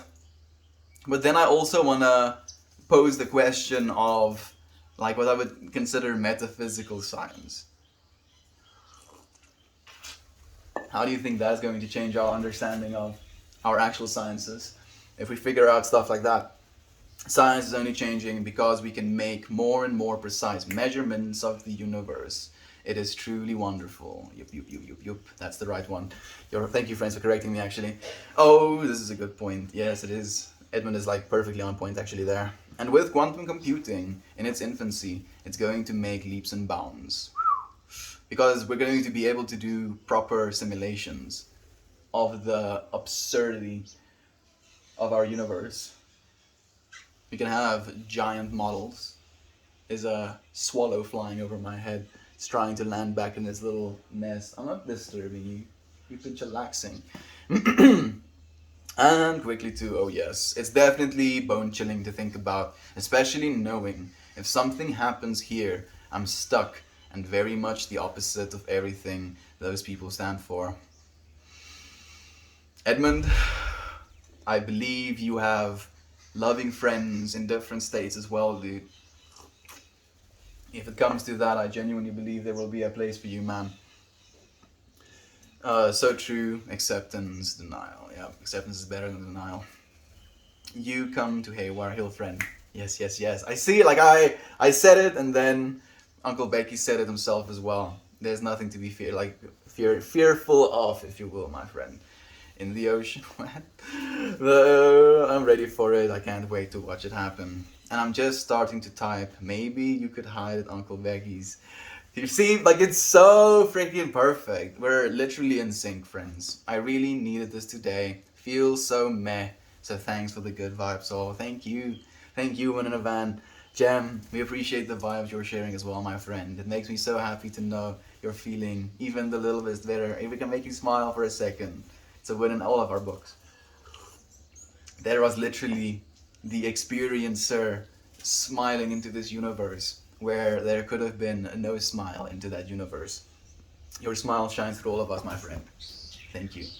It's going to be glorious. Oh yes. Thank you for the hugs, Choo Choo. I would absolutely love to come bunker down with you and Aunt B at Haywire Hill. With 100% feel safe. Oh, absolutely. Absolutely. You just know that Bubba will protect you. Yes, of course. In Haywire Hill, a home for all of the free souls. I love it.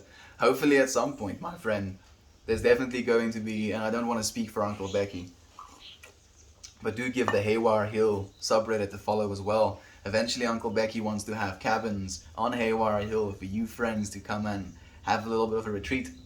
If you have experienced the experience of it being live and in person for long enough and you feel called to that place, you can actually go and experience that place. How amazing would that be? It's the home of wholesome, send a link UB, and Bubba would make sure nothing bad happens for sure. Oh, absolutely. Thank you. The only religion I can fuck with is Buddhism. The Dalai Lama said that if science proves any part of Buddhism wrong, the Buddhism would need to change. Oh, that's good. I mean, like, Buddhism also doesn't take too many, like, strong stands. It doesn't actually, it's like, some people would consider it the atheists, like, religion.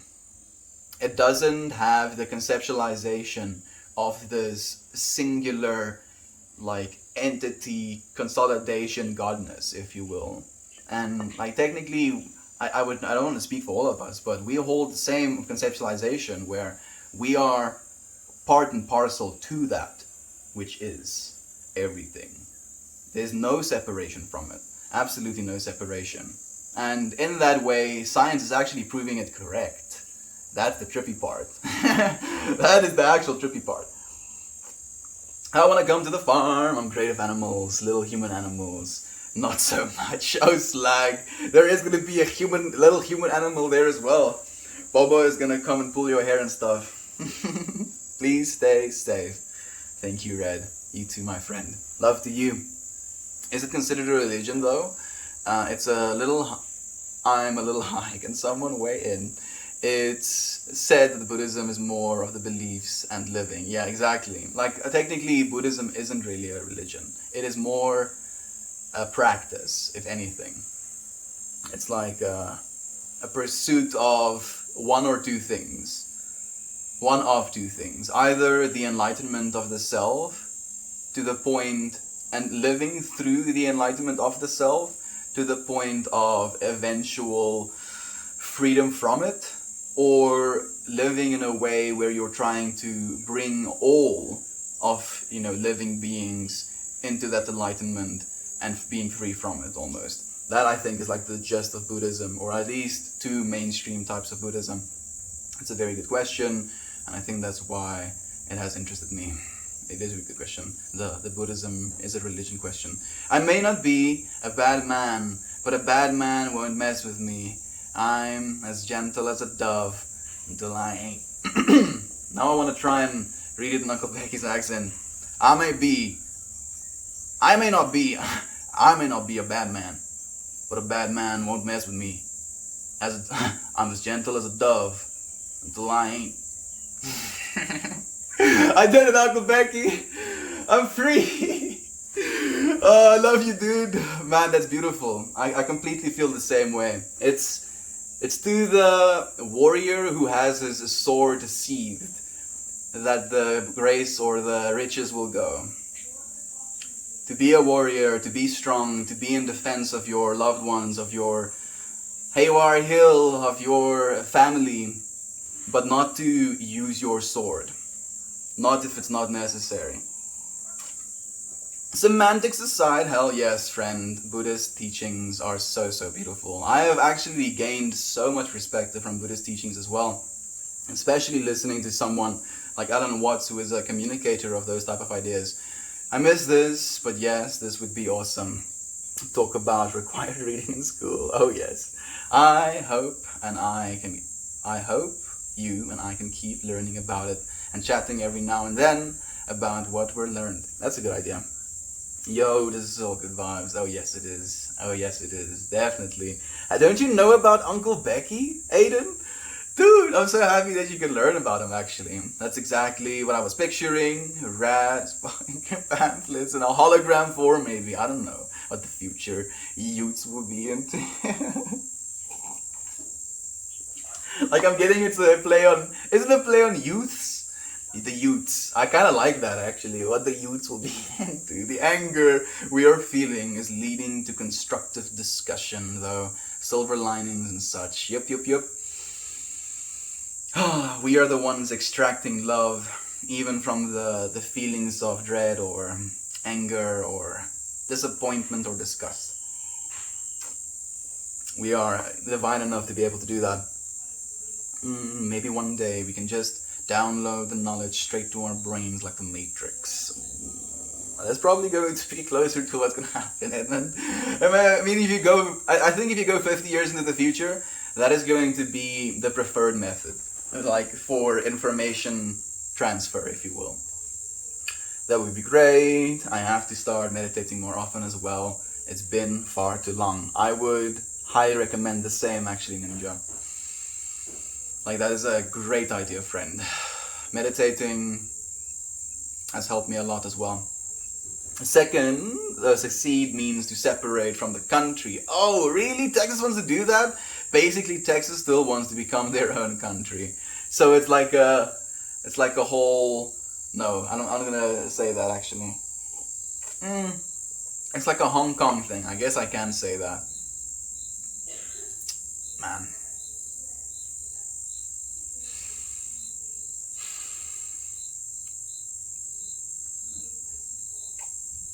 They already did the whole individualized power grid, which is not functioning properly. This again is a decision trying to be made based on not enough information. Goodness, yeah, I'm not gonna get into that one. That's too much for me, I don't know enough. We've got some fun learning ahead.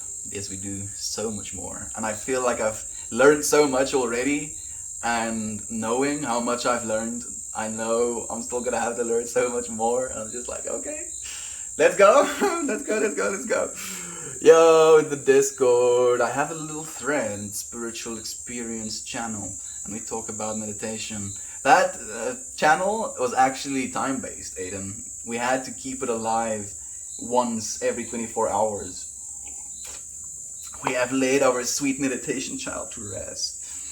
Unfortunate. In the womb, just inject into whatever, and God, now I am freaking myself out horribly. Oh goodness, no. That's a little bit hectic. I'm sorry, Kira. That's great. I have to share my experience once they start occurring. That sounds good to me, Ninja. Please do, my friend. We would love to hear it. Mutual hate is easier than mutual love. There, it's fixed. Yeah. That's better. You're right. Thank you, Cody.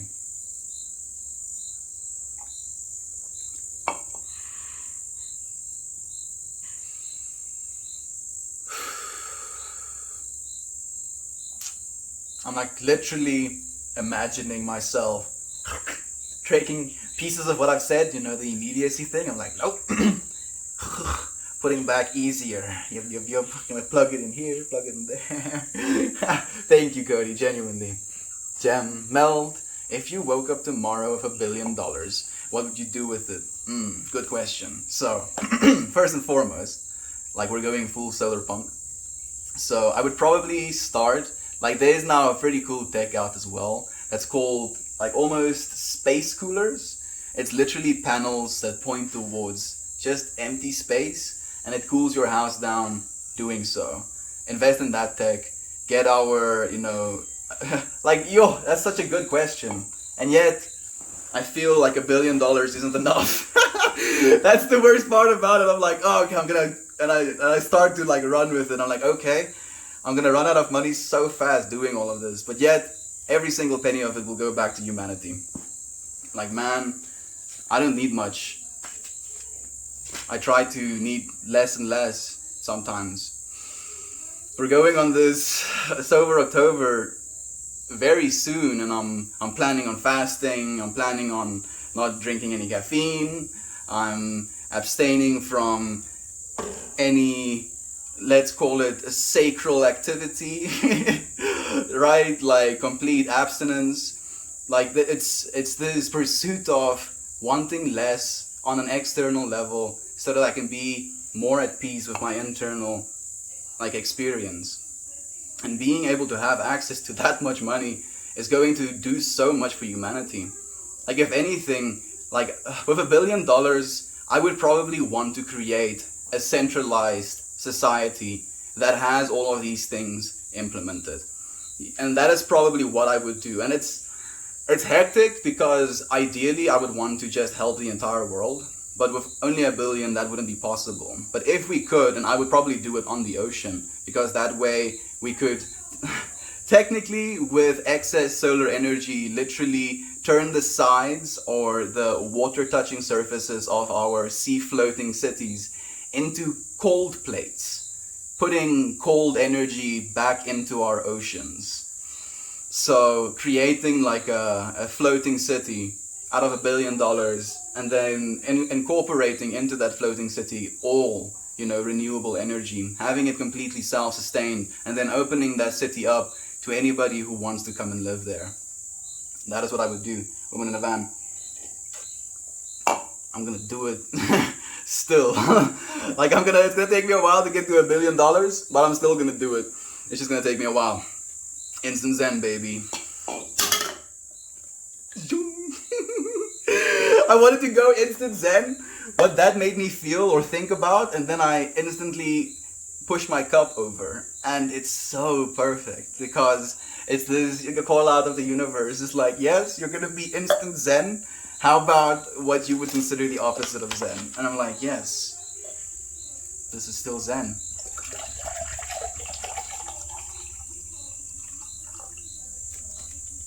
Thank you, universe. Knocks quietly. Can I come in, please? Yes, you can. I think we should just create like a proper spiritual channel instead of just a thread. Like, not spiritual, meditation channel. Knocks quietly. Can I come in? Please do. Please do. Have you seen the movie Gattaca? No, I cannot say I have. Backstreet now. Instant Zen, baby. New brand name. I call it. Please. Kira, please take Instant Zen. I love that. It's such a catchy one as well. It literally made something in myself feel, so I think it's a good one. Texas wanting to secede is Texas wanting to be an independent country from the US, i.e. the dumbest shit ever. Are you Swedish? No, I'm South African, friend. How about you? No, we. Wow, so late with that one. My bad. Don't worry about it. Not at all, Dan. Thank you anyway, friend. I appreciate your co-creation nonetheless. Like you saying it's the dumbest shit ever. That makes me laugh, dude. I appreciate that. Just come to Colorado. If Texas wants to leave the union, need to return all of the federal funding and prove it. Yeah, especially that, the returning of the funding. Then they're going to be like, wait a second. How much money are we going to lose? Excuse me? I would say Arizona, but it'll probably be too hot to inhabit in 10 years. That might be possible as well. Do you do stand-up comedy? No, my friend, I don't. But you flatter me with that question. Thank you so much.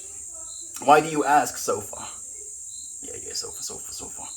I don't think Texas even has any legal grounds to succeed. It would have to be violently. Oh, that's horrible. I don't think it would happen though, Edmund.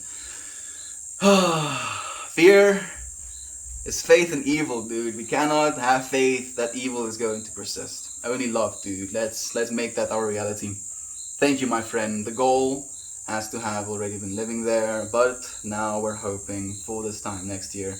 Just when I thought there was no such thing as nothing, this. Oh, thank you, dude. I think that might be one of the biggest compliments I've gotten yet. Wow.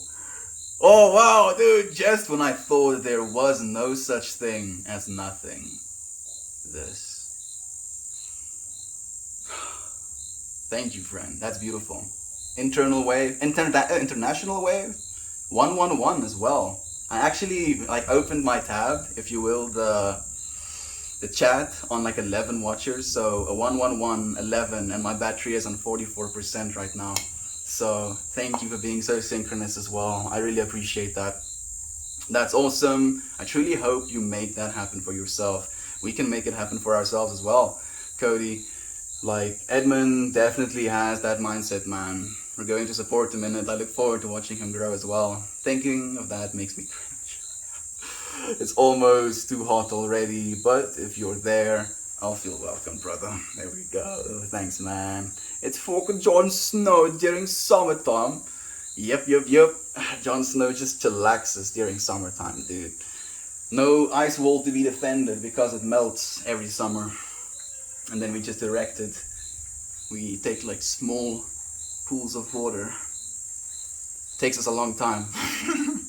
That's why we love the wall so much. We have to defend it. We took so long building it. Do you levitate when you meditate? I wish. Sounds pretty sick. Especially if you say it like that. I know. And when you realize Texas just gave every crackpot that once won a gun. Yep. Good try, Mel. Oh, I'm sorry. Good try. I'm gonna get better, Uncle Becky, slowly but surely. No, I'm not. That's a lie. I don't think I could do it as much justice as you do. Your voice just in every single way fits it so much. Your accent is all yours, my friend. Yo, do you plan to live at home forever? Or if you want to live independently, how might you earn a living? Please let me log on. That's a very good question, my friend. Thank you for joining us again. It's what I'm asking myself actively. I'm going to continue asking myself that until I have a good enough question. Oh, I don't want to cop out, but I do want to cop out. Oh, hell no. Mel Scott. I do have so many plans, but for me to start talking about them now feels a little bit preemptive. Feels a little bit preemptive. Like, the plans I have are so vast in scale that I feel if I talk about them now and I can only realize them in like 5 years, I'm gonna have this 4 years of limbo feeling like I'm now failing because I'm not realizing it instantaneously. And that's just the part of my own neuroticism, unfortunately. So, sorry, Fred. Thank you, though, Jovan. I appreciate you so much. Lots of liberals out there with lead. With lead. I wish it was lead instead. They would lead instead. Not with lead. Please. Please, no lead. Not that everyone with a gun is a crackpot. That is also true. It's just that if there was potential crackpots, they would have access to guns, is what you're saying. Well, wouldn't you want to know they have it? I think so. I mean, like that kind of also fuels the perspective of because crackpots have access to guns, the good guys need to have access to guns as well. Oh, goodness. Just removing the plug from the water that is spilling towards it. I don't want the bzz and then the light stops working. Do you smoke pot in a VW bus? Not just yet. Like, I'm not sure if we're gonna get a VW bus when we go mobile, if you will. But it would be sick, man. If I could get like an OG electrified VW bus, I would literally be on what's the saying? On star 9? On the next level happiness, my dude. Well, wouldn't you want to know? I've already one. If I see it, I know who's to shoot first. Oh, what do you mean, friend? So, we fly in the universe when we die, huh? I don't know about that. Fly in the universe when we die? I think you continue, if you will. Not necessarily a flying. Maybe you could see it as a flying, but I see it more as an entering, a constant entering into, if you will. So, in the same way that you're present and aware of where you are and what you are and the state in which you're in, when you die, you just continue into a different state of being. And that awareness of does not cease to exist, in my opinion. Oh, Uncle Becky, I didn't have an opinion on the topic, but you just opened a mind door for me. Oh, open carry kiddos. I like to stay away. Why would you advertise? I don't get it. I mean, if anything, it's a statement of defense. Yo, have you asked your mom how long you may live at home? I think I have to ask my friend. Like, fortunately, my parents are very loving and they've accepted that. Like, it's not like I've never worked a day in my life, if you will, you know. I moved out directly after high school, didn't take a single penny from my parents, paid for my own place, got a job for myself, you know, paid for my own food. I would, you know, sleep hungry sometimes, you know, the last week of a month. Sometimes for like 3 days, sometimes, you know. And I would justify that, oh, I'm just fasting, if you will. And I wouldn't ask for money from my parents. I went to China then, after that. It like was in the middle of the epidemic when I was still in China, or at the start of the epidemic when I was in China. And I came back. Our country has 1/3 of our population unemployed. Literally 32.9% of our population is unemployed. So, yeah, things are a little bit hectic. And I didn't find any soul satisfaction or life purpose in anything that I've done before. To the point where I didn't really conceive or contemplate a continued existence. And doing what we're doing right now has been the most clear sign that what we're doing here is true, what we're doing here is right. And my parents don't necessarily understand it, but they are being supportive enough of it to at least let me stay for a while, my friend. Thank you for asking. I brought it back, though. Yes, you did. It's a good point. Yes and no. I might bring comfort knowing they have one, but I would also just be fixated on the whole time I'm whatever that person is. I get you, my friend. I see it got deleted after 3 days on the new one, so it's okay. Yeah. Thank you, my friend. We can just start a new one. Yay! How do you get your money? Trust fund, allowance. I don't get an allowance, my friend. Like, I've not really spent any money this year. I've not earned any money, I've not spent any money. I'm just kind of existing. And it's surreal, and it's very difficult for my mind to accept that sometimes, especially with the economical pressure slash societal understanding of what success is. But it's not what serves my soul, dude. Quite the contrary, Logan. How about you, friend? Do you want to tell me a bit about yourself? I mean, I feel like I've answered a lot of your questions. What do you do? I also don't own a gun to do anything about the person with one, and I don't really have interest in owning one either, so seeing people walking around with guns on their hips might make me more uncomfortable than anything. I've had the same experience as well, like, but only because of the person that was carrying a gun. But I got over it pretty quickly.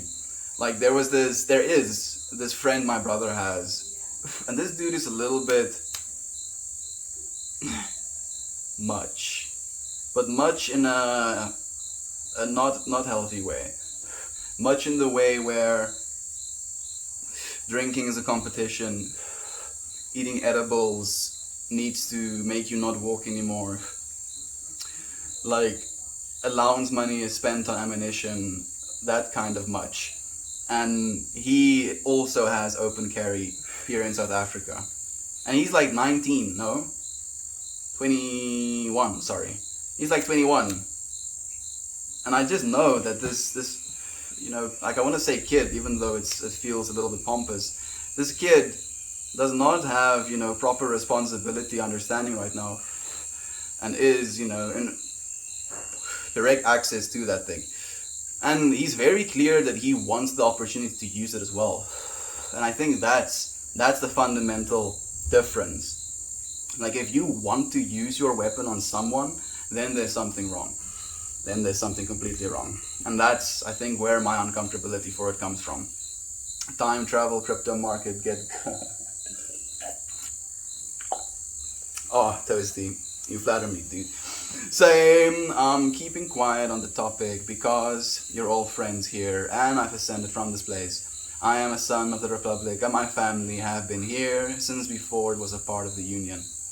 I hear you completely as well, Uncle Becky. And I completely respect, like, we have firearms here on the farm as well. Like, it wouldn't be, like, responsible from us to not have firearms, living where we do. That's the reality of living in South Africa, especially the reality of living on a farm as we do.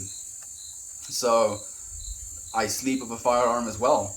That is the reality of some people's lives. It's not something we necessarily want to do, but in some places, it is something that's a necessity. Universe 2, I wonder what flavors the rest of it yields. Sadly, we have not the proportional systems to find out. That's a fantastic point, Ghost Dog. Fantastic point. I agree completely. I would totally move to Meltville. Oh, that's beautiful. I love that so much. Oh, Meltville. I don't know if I would name it after myself, but it sounds so good when you say. I'm joking. Oh, Meltville. I do like that. Thank you. Now it has a name in my head. Oh goodness, what have you done?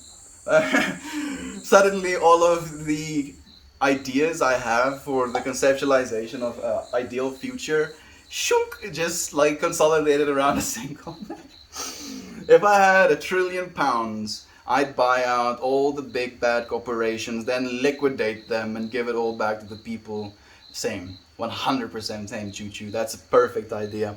Just like equip communities as the leader heads, like actual communities around those major factories. So the actual communities that work and benefit and is affected by these corporations are the ones in control of it and being benefited by it.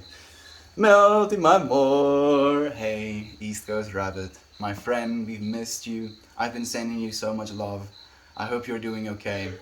I hope you're alright, my friend. So much love to you. Respect completely. Meltropolis. Oh goodness, how are you friends coming up with such good names? Man, I'm even convinced. Yes, I would love a meditation channel. We will get one, Aiden. Thank you so much, my friend, for asking. And if you don't mind, at some point, schooling me a bit more about what that means to you privately. I'm researching it now. Thank you, Kira, for asking, actually. Hello, and all peace to you. Peace to you as well, East Coast Rabbit. Thank you for being here, my friend. I'm not built like these new Texans. I stand on my moral grounds of love, respect, and a gentleman that prefers kindness. And you radiate that, Uncle Becky. Like unequivocally, my friend.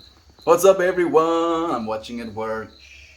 Hey, Matthias. Thank you for joining us, my friend. It's so nice to have you here. Respect, you're the MVP you be, Uncle Becky. I would love to visit Haywire Hill just to hang out with you, Aunt B, and the animals. Never stop being your awesome self. Oh yeah, I don't think you will. He's my light buddy after all. He helps keep the world, a little bit more bright when I don't have the sun behind me anymore. And I appreciate you so much for that, man. Well, there you go, friends. The humble man is one of complete values, and I'm proud to call him a friend. Jeez, I'm choked up here. You're so loved, Kira. We love you, Uncle Becky. Thank you for the silver, Matthias. Uncle Becky is the Uncle Becky is the Uncle Becky. Superhero right there. I love that so much, actually. Oh, yeah, Uncle Becky is the Uncle Becky is the Uncle Becky. I couldn't agree more. Estian is making the ice wall melt more. Yes. Oh, man. Now I can use that as a line. Thank you. I took the hat to you. Someone gives me the Jon Snow reference. I'm like, no, dude. I'm melt more. They wouldn't want me on the wall. I would be a hazard. A liability. Southern gentleman. Oh yes. I feel like a hippie hillbilly surrounded by hate. What? Nani? Oh, where you are right now. Man. And yet you're radiating love, nonetheless. Toasty. I mean, you can give yourself that, dude. I mean, that is the thing that's most significant. It's the fact that even though you feel like you're surrounded by hate, you're still trying to be the center point, radiating love outwards. Alright, Uncle Becky, I give you my permission to be married to Angel, that is Aunt B. Oh, That's it to you. Thank you for the mission. Dang, Uncle Becky, that sounds wonderful. Could you be happy without drugs? Yeah, I think so. But what do you consider a drug, my friend? Do you consider chemicals drugs? Then literally the food you eat would be considered drugs as well. So, would I be happy not eating? I'm not sure I could sustain it, but I have been happy not eating. So, do you understand the point I'm trying to make? It's not about being happy with or without anything. It's about being happy regardless of your current situation. Being happy right now. If you have access right now to a cup of water and you're thirsty, your right now is going to be better as a result of you drinking water. If you have access to some weed and you're amongst friends, you can smoke some weed and it's going to make the conversation, the passion towards you and the other person a little bit more intimate. And it's going to make that experience a little bit better. If you don't have that, it doesn't take away from your ability to enjoy this experience, but it can, if you use it with the right intention, give you more perspective to actually enjoy your experience. Be happy, if you will. I have so much love and respect for you, my friend. The perfect image of what a southern man should be. I completely agree, Edmund. I'm so glad winter is finally over. It seems so much longer than previous years. Are you living in South Africa? I think so, right? Jeff? XCSA, maybe? Yeah, dude.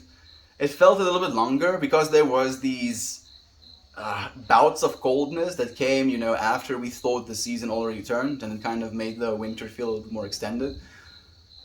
But I don't think it's something I was complaining about, dude. I'm not actually glad winter is over. I kind of appreciate / prefer the cold. North, south, east, or west, we should all be kind to each other. I completely agree, my friend. I'd fight to the death for every single one of y'all. I'll draw the line at the gate of Haywire Hill, but when the gate falls, you'll better get mean. I completely agree, Uncle Becky. I appreciate having such a strong masculine figure in my life as well, dude. Like this might sound cheesy, but genuinely, like you've shown me as well, what a man can and should be, dude. Like your maturity and your genuine nature, dude. Like, I love you so much for it, dude. So much. Just gave me a sharp stick. I'll defend you with my life. I love that so much. Just give me a sharp stick. I'll hold the line with you. Bro, I've looked for those electric panels, VW campers. They are like 60,000 US dollars. Aiden, dude, why did you have to tell me that? It's like they melt. It's gonna be even farther away than you think. I'm like, I know, Aiden, dude, please. We're gonna get there eventually, man. Hopefully my book sells well when I eventually publish it. What? Yeah, some of it, definitely. I got you. Thank you, my friend. Star 9 is the cutest and almost accurate melt. Most of us only get to Cloud 9. But Cloud wisps away so quickly, Melt can rest on Star 9 for quite a while. Just like on the fiery Star 9. Blah, blah, blah, blah, melting. And then when I'm like completely liquid, I'm like, okay, guess I'm gonna get up. Walks away from the star, just like a slowly drifting away melty mess, and then it slowly consolidates into the mass, and I'm like, okay, I guess I'm a solid person again, walking away, or whatever beingness I am. Thank you, Kira, for inspiring me as well. That's beautiful. Love, lasers, beautiful people. Laters, thank you, Choo Choo. We'll see you again, my friend. Love to you. Oh, sing the damn song. Thank you for the gold, my friend. Sing the damn song is also another streamer friend. Streams kitties. So many beautiful kitties. Oh, you probably know. Thank you so much for the gold, my friend. Good day to you as well. Thank you for the heartwarming gem. I appreciate you. Hello, friend. Every time I see your username, I start singing Sing a Simple Song by Sky and the Family Stone. Unfortunately, there's no neural activity activated when I read those words. Sing the damn song? No, still none. Unfortunately, I'm sorry. Good to see you, Mel, East Coast Rabbit. Thank you for being here, my friend. So much love to you. Gabe, thank you for the energy, dude. Thank you so much, genuinely. And though I thought you both, I'm now singing the Sesame Street version of Sing a Song, still no activity. With the monsters take showers and baths and stand in the rain, I am thankful my dudes haven't remembered that in decades. Ooh, I've not seen that episode, but it feels so significant that I wonder if this is on YouTube maybe. Wow, memory unlocked for me as well. I used to love that song. Thank you, Kira. Damn, I feel out of the loop. I need to loop myself in. Wow. What the fuck? Yikes. That's bloodlust. It is, dude. It genuinely is. And it's very concerning. It's very, very concerning. Especially having conversations with him. Like he's getting some sort of AR-15 or something, some sort of, semi-automatic rifle.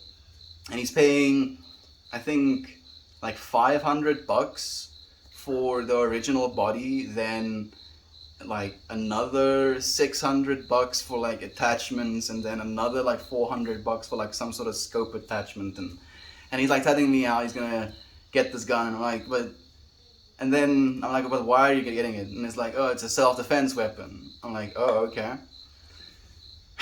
And then we start talking about ammunition and how much ammunition he uses on a day, and he'll spend like between 50 and $150, like dollars a day, shooting ammunition out. And I'm like, but how is that something economical, dude? And he's like, it's not about economics, it's about fun. I'm like, okay. I mean, love to you. Demi, it's been forever. Meld, my friend, good to see you again. Could use some of your positive vibes today. Like, I'm so happy that I'm literally streaming an hour longer than I used to. We love you, Themi. You're here when you're supposed to be. Thank you for joining us. How are you doing, friend? Why do you feel you need some good energy? Maybe if you can share some of your pain with us, we can help you lift the burden. I hope I never have to defend myself or mine in any capacity. No, thank you. No, thank you indeed. Like, that's literally the most. Like, I have I have a very visual mind, and sometimes our subconscious prepares us for things, and only the subconscious preparation for something that could be like that absolutely devastates me to the point where I feel like I'm giving myself trauma, if you will. I couldn't even imagine actually having to do something like that. Remember how it was half in Spanish too? Oh, the feels. Let's watch it together on Discord or whatever sometime. Hugs, I love you. If it works, I would definitely like do. If it works, I would definitely like to do that sometimes. Actually, we can watch some movies together. But I will. You are melting, and meltful. Oh, Kira, you're gonna make me blush, dude. Unworthy of you friends, please. Thank you so much. I love you. I love you so much. Beat me to it, Tessie. You're so much love, man. You friends are so attuned. I forgot one. I love you guys. You genuinely just like that. I feel like I'm melting. I feel like I'm just completely melting. It's mildly dripping as well. I don't know if you can hear it, maybe.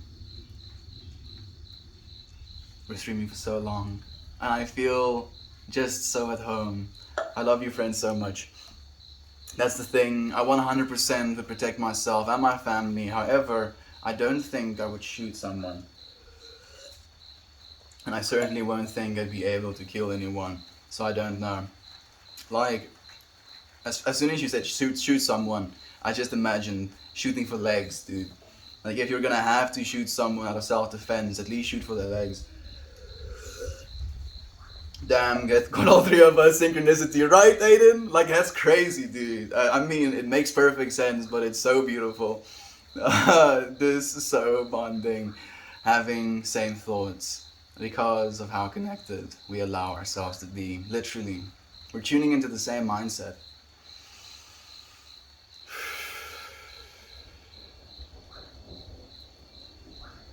I don't know if that's relevant, but I saw just like a little clover, just like opening continuously. Oh, luck be upon us, my friends. So much love still to come. Oh yes, I do remember that. Sounds like fun. Hugs and love straight back to you.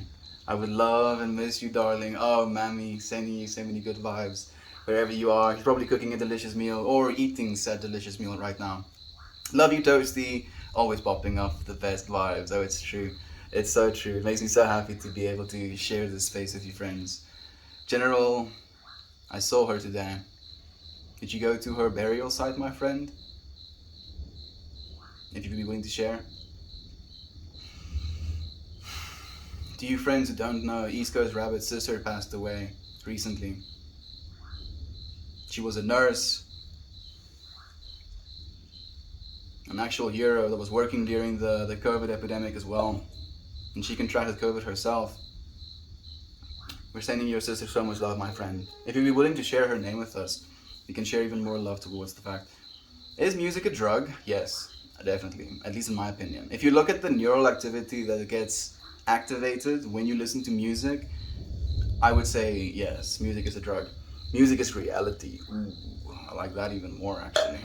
Like for me, the perspective I have about music and the reason I really like playing music loudly is I feel music almost becomes, as Edmund said as well, a reality in which different people can tune into at the same time.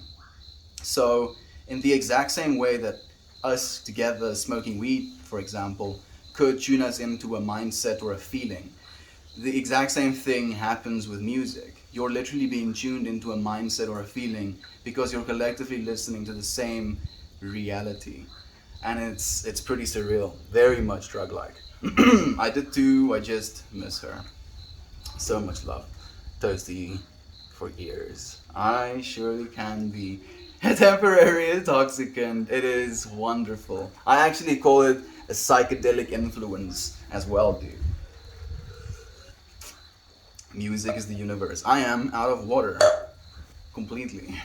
Music is the universe, it's just fractals you hear. Ooh, that's... Man, Edmund, you're dropping some melty vibes as well, dude. I love that. Music is the universe. It's just fractals you hear. I'm gonna write that one down actually, dude. Oh, Edmund, it goes in the book. Forever and ever and ever.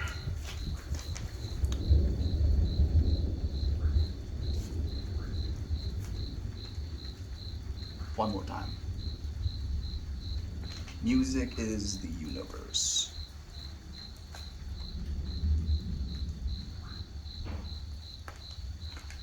It's just fractals you hear.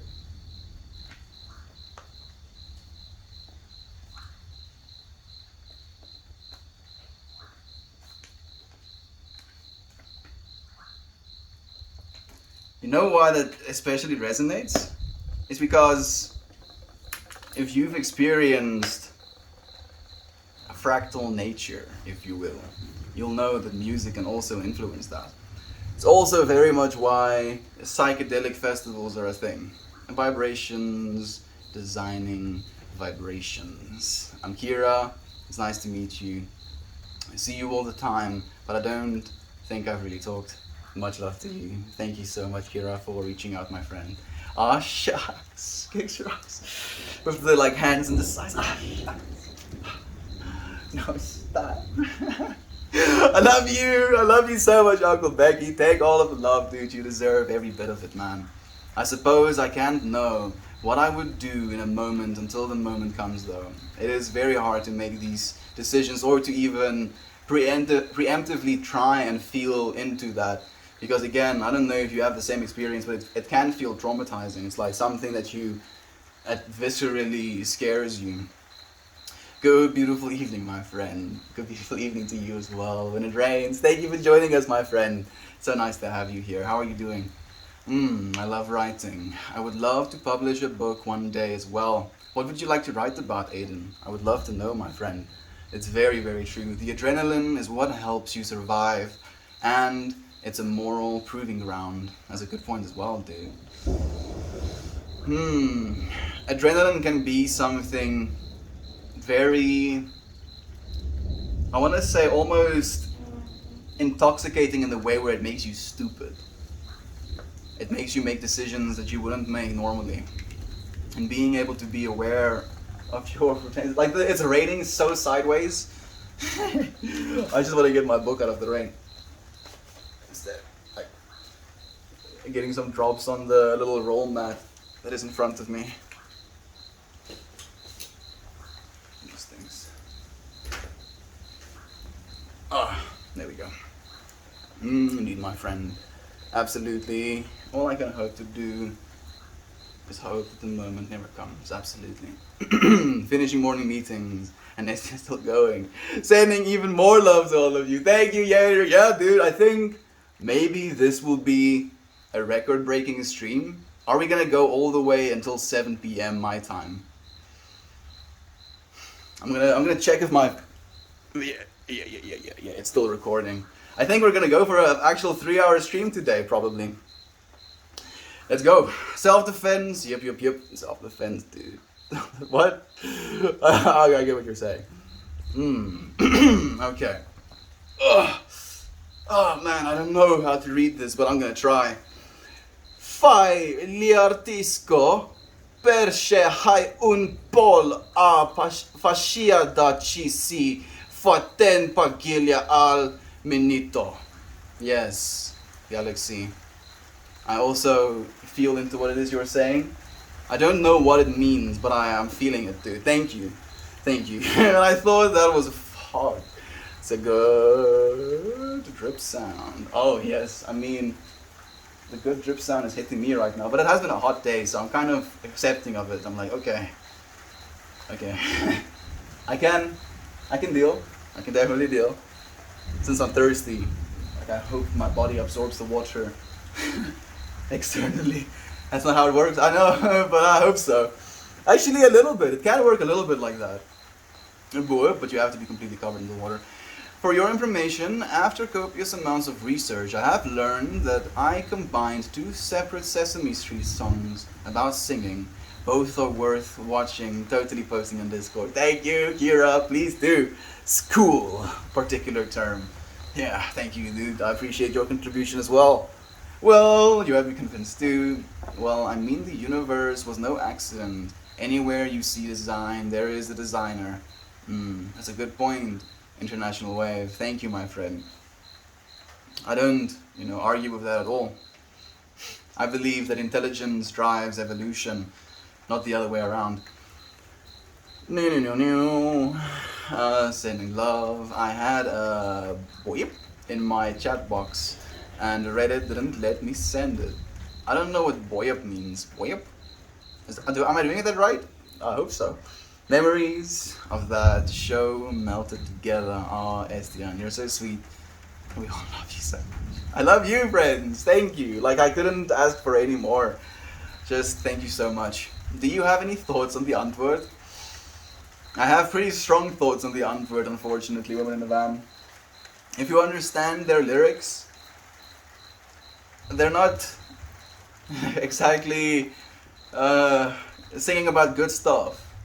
It's a little bit dark, if you will. All of it's a little bit dark. So I don't have high opinions, to say it that way. Like, I mean, it's still a creation, and it's a very visceral creation, and it can make you feel something, but it makes me feel aversion.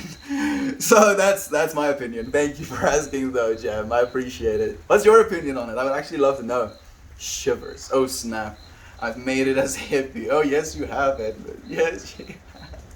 Immortalized, dude. Molten One. Status confirmed.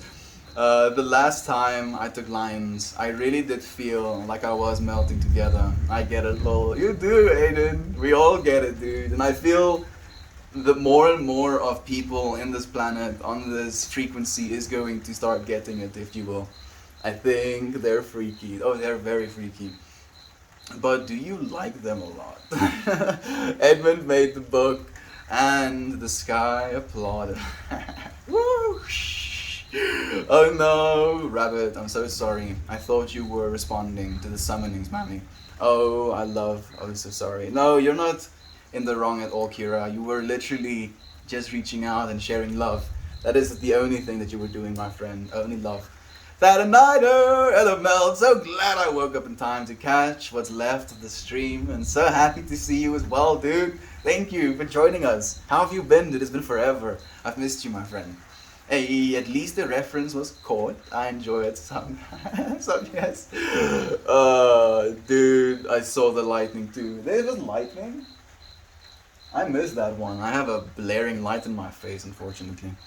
You know, not unfortunately because you friends can see me right now, but unfortunately because I couldn't see the lightning. I got it.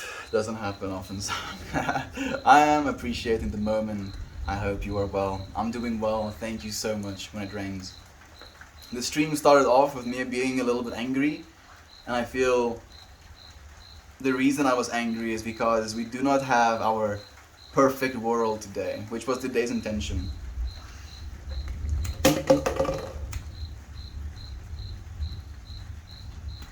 Perfect world. We deserve a perfect world, friends.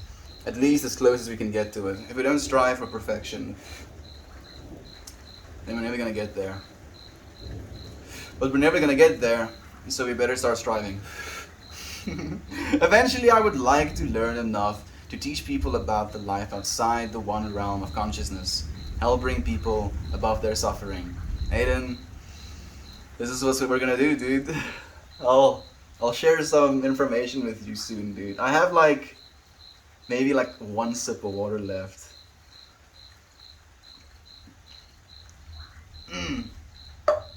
I felt like maybe subconsciously I left that for myself. I don't even know if I'm bamboozling myself or not.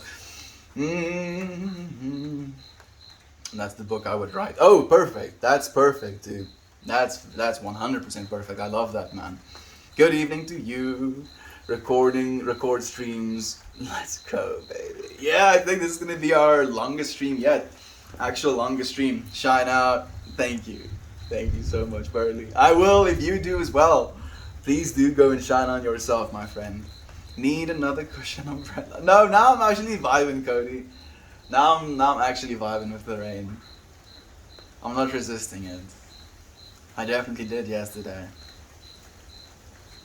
It got a little bit cold yesterday, I think that's why. And it's not particularly warm, but I also feel like I did mention that I'm missing the cold. And now subconsciously I'm like, this is what you wanted, right? Right? So I'm like, yeah, it's actually, I would like the cold. Never heard a romantic language sound so aggressive. I'm sorry. I probably completely, absolutely destroyed it. I've been behind. Lol, whoops. No whoops at all. You're completely present. Thanks. It smells funny. Feels good here in the now. It's weed and a dirty hippie. Oh yes, Edmund. That sounds perfect. Lamar, I was gonna say, that's just the weed, bro. Yes, we are. I am kinda into them, but I'll call it a morbid curiosity more than anything. I get that completely. I get that 100%. It's like this. It's like watching Don't Hug Me, I'm Scared or Salad Fingers. It's the same vibe, right? It's like you're not watching it because you think it's good or it's beneficial or it's with the intent of love necessarily. But you're watching it with this morbid curiosity of huh? And then, at least in my perspective, when I see stuff like that, I feel even more aligned, if you will. Like that morbid curiosity leads me to seeing such a, if your friends have seen Don't Hug Me, I'm Scared, you know what I mean when I say something so profoundly messed up and weird. When it's this juxtaposition of this puppet, so kid-esque scenery, and then just the most trip-worthy of subject matter or progression, and it's weird. It's so weird. And then after you watch something like that, you kind of feel good about not being so messed up, if you will. So much synchronicity today. It is beautiful, dude.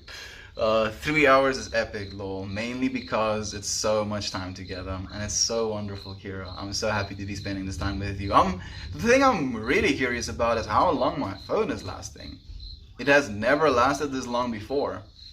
Usually the phone just dies by now. Things have been good. I'm just glad to be here. Glad to have you here as well, Saturn Niner. I'm so happy to hear that, my friend. Would imagine how great it would be when some of us eventually hang out. I'm looking forward to it, dude. Like, I think maybe Uncle Becky's Haywire Hill will be a great way to do that, first and foremost. So freaking thirsty. I'm gonna go get myself some water again. I'm probably gonna give some water back as well. I'm sorry.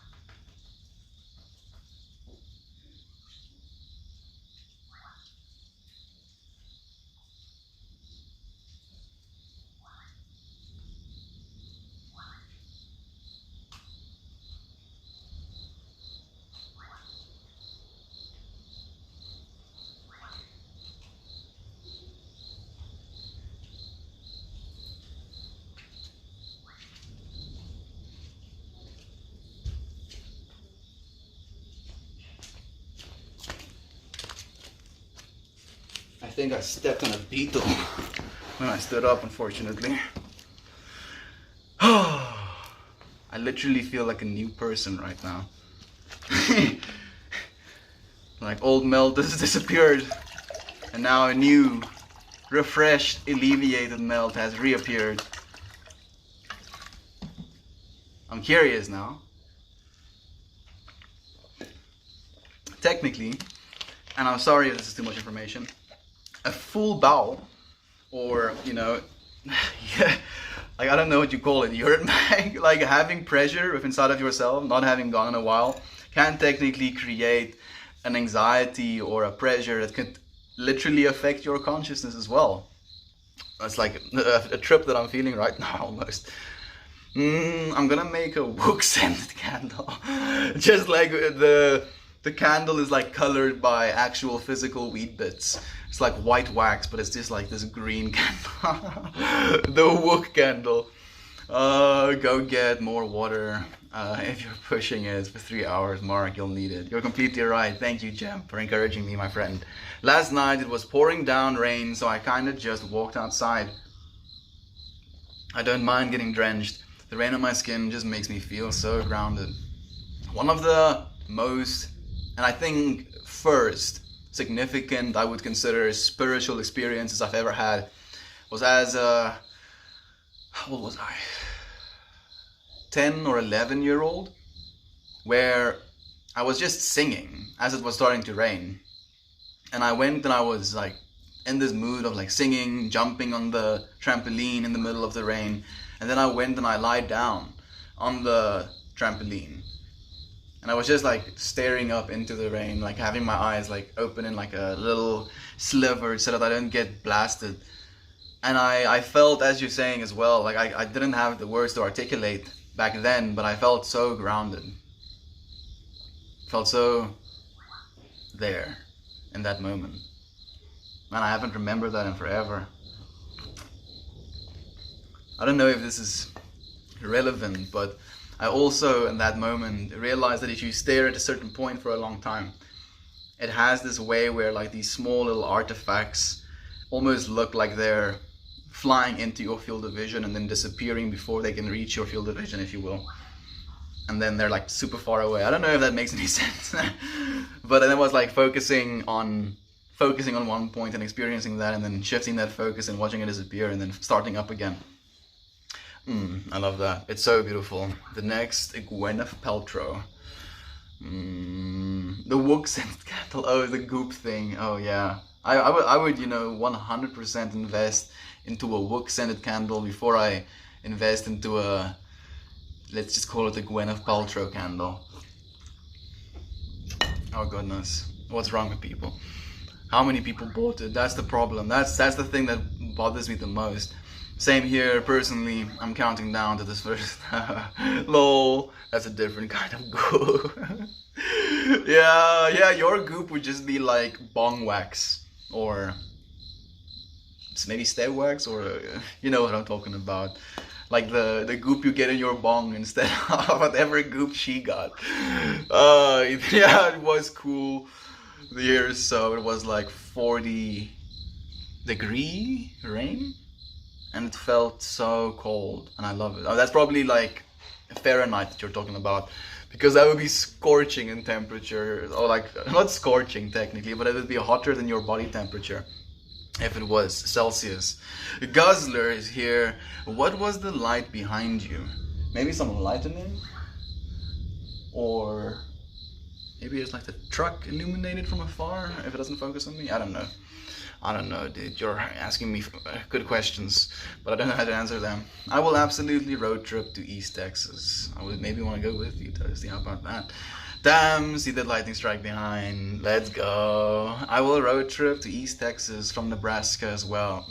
These sounds, so calming. Yeah, dude, there's like some frogs as well. I don't know if you can hear that sound. I'll stay quiet again.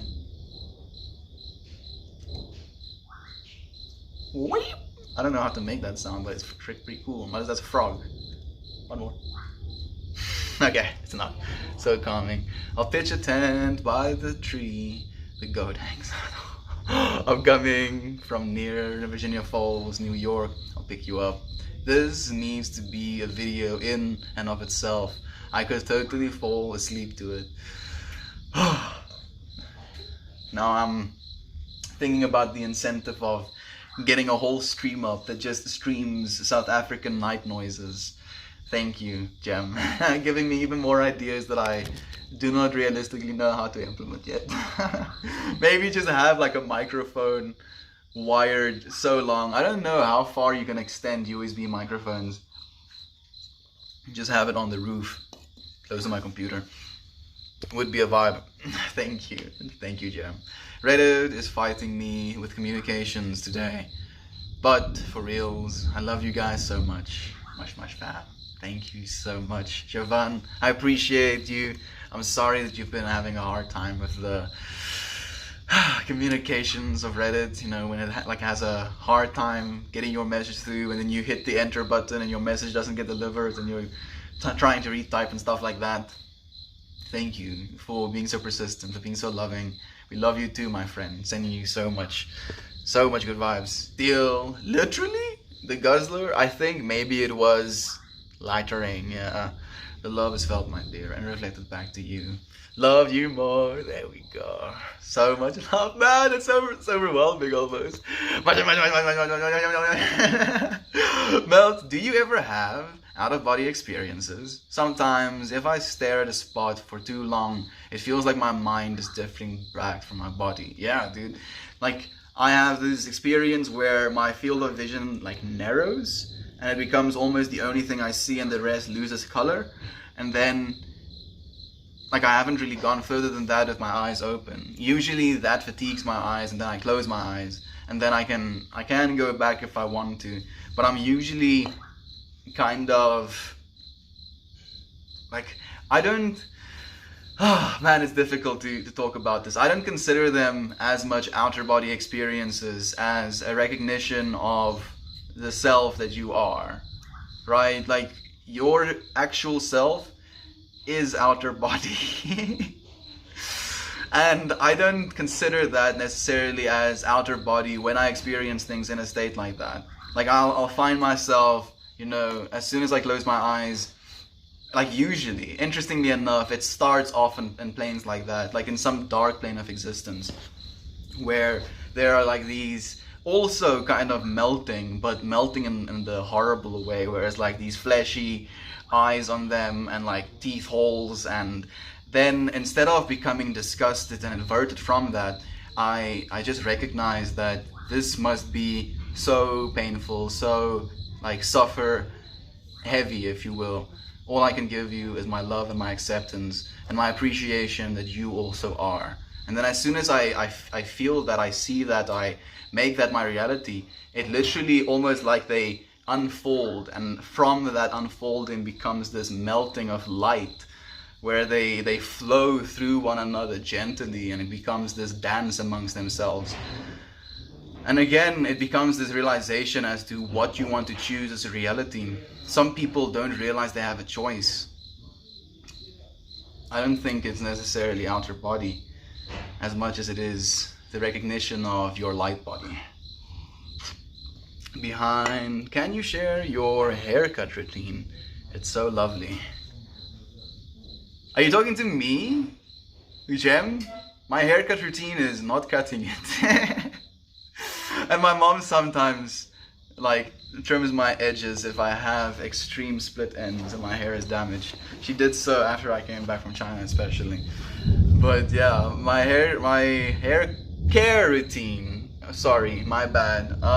Yeah, like I've actually been not washing my hair nearly as much as I used to. I used to be a daily wash hair, condition hair type of person, and now I'm down to only doing it twice a week.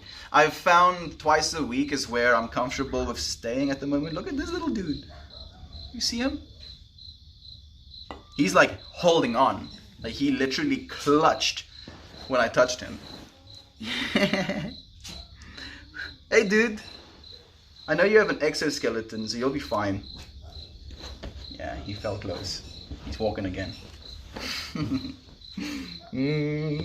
So yeah, so I wash my hair only like twice a week now, and I only wash with shampoo, and I don't use conditioner anymore. But I have naturally curly hair. It does this out of my head. It is a subject of contention sometimes, Jem. Like I feel sometimes like I just want to cut it all off as a point, you know. It's like a, you know what? Sometimes to myself, and it's not necessary. Oh, that is a frog. Boy, oh, that's the boy up you were talking about. Yeah, that's an actual frog. It's an actual frog. Now I'm actually on point to what the boy up means. Yeah, boy up. It's actually pretty close. You friends had it better. The whole little froggy is so happy. He's like, boy up.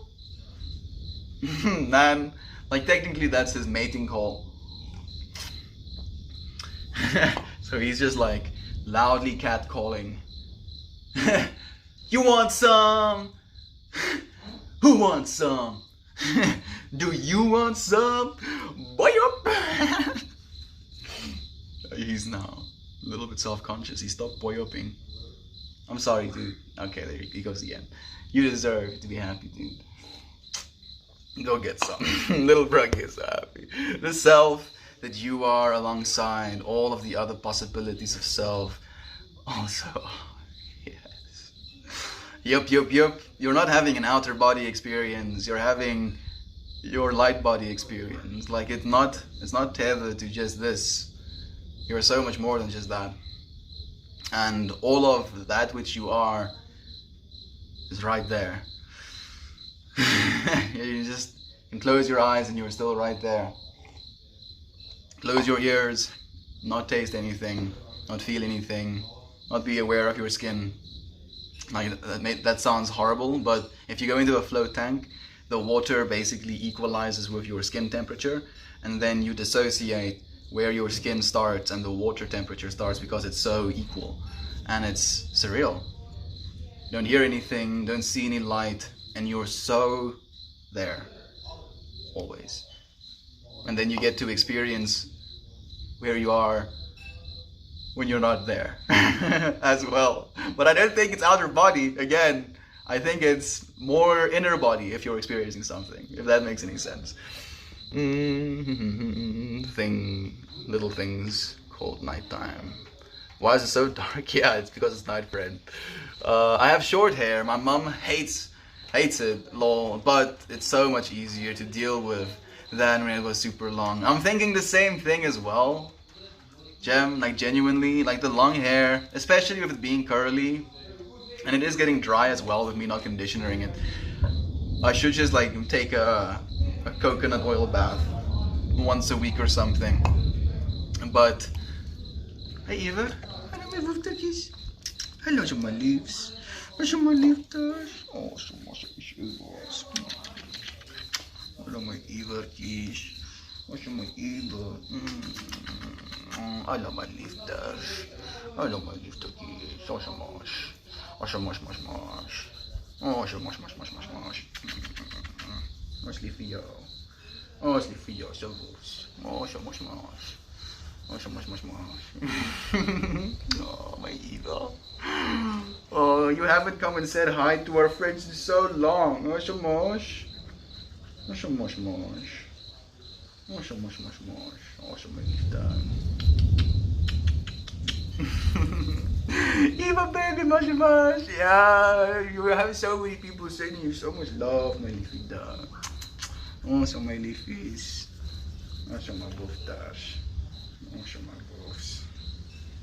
Oh, zo mijn boeftertjes. Oh, you have so much love being sent your way. Yeah, I think we've beaten the high score. It's actually 7. Mwah. Do you know? No? Okay, fine. Much. Oh, zo boeftas. I'm gonna put my joint down. Oh, I said leave down. Oh, so much. Okay, oh, so much. I'm so happy you're here as well, Jovan.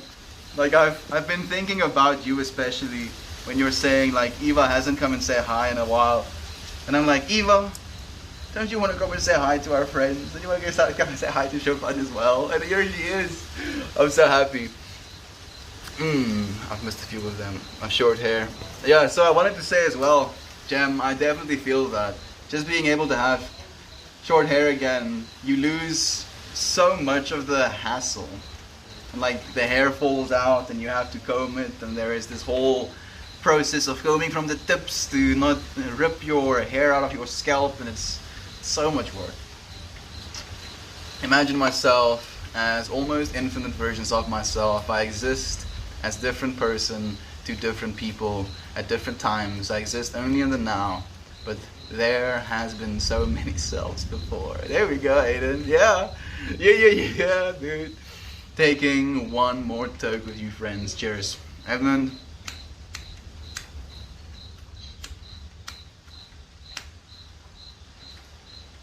I'll do the same. High score! Woo-woo! It's high score indeed, and we got to see Eva for our high score as well. That's what I needed to do. I had to prove my dominance with a 3-hour stream. That was the only thing she would approve of. And I was deserving of those scritches. Having curly hair is a pain, but it's a pain I take pleasure in experiencing. It's one that it's like a blessing and a curse. It's one that you're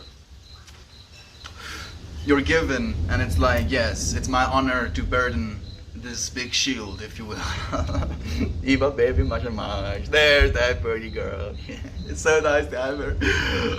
It really is. I have a lot of hate relationships with my hair. Yeah, it's love-hate relationship with my girl. Oh, you all. Love you all. Love you so much as well. No, you. Hey, Rabbit, good to see you. And your dog. And Meld, good to see you and your dog. Sorry for the loss of Kiki. Thank you, Rattlehead. I appreciate your love, my friend. How are you doing? You, same here, but I choose to have this experience, so I accept the troubles my hair give me. Exactly, dude. Like, that's why when the hair is on my face sometimes, I completely recognize that it is my chosen experience to have the long hair in the first place. So it's not for me to complain about any of it. Damn it! So much love. Love you, Kira. Maybe I will dread it and make it a bit easier. I will dread it and make it a bit easier. You mean you're gonna dread Edmund's hair? Or you wanna dread your hair, Aiden? I'm not sure about Edmund, but I don't think I would be able to have my hair dreaded.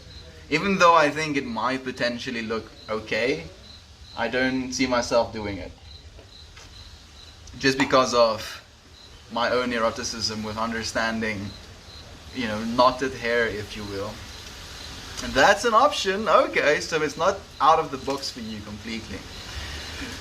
Well, now my love bucket is overflowing, and I am so grateful for you. Bye bye for now, Estienne, all friends and family love. Thank you, Kira. I'm also going to say goodbye right now. That's an option. Hey, NW342.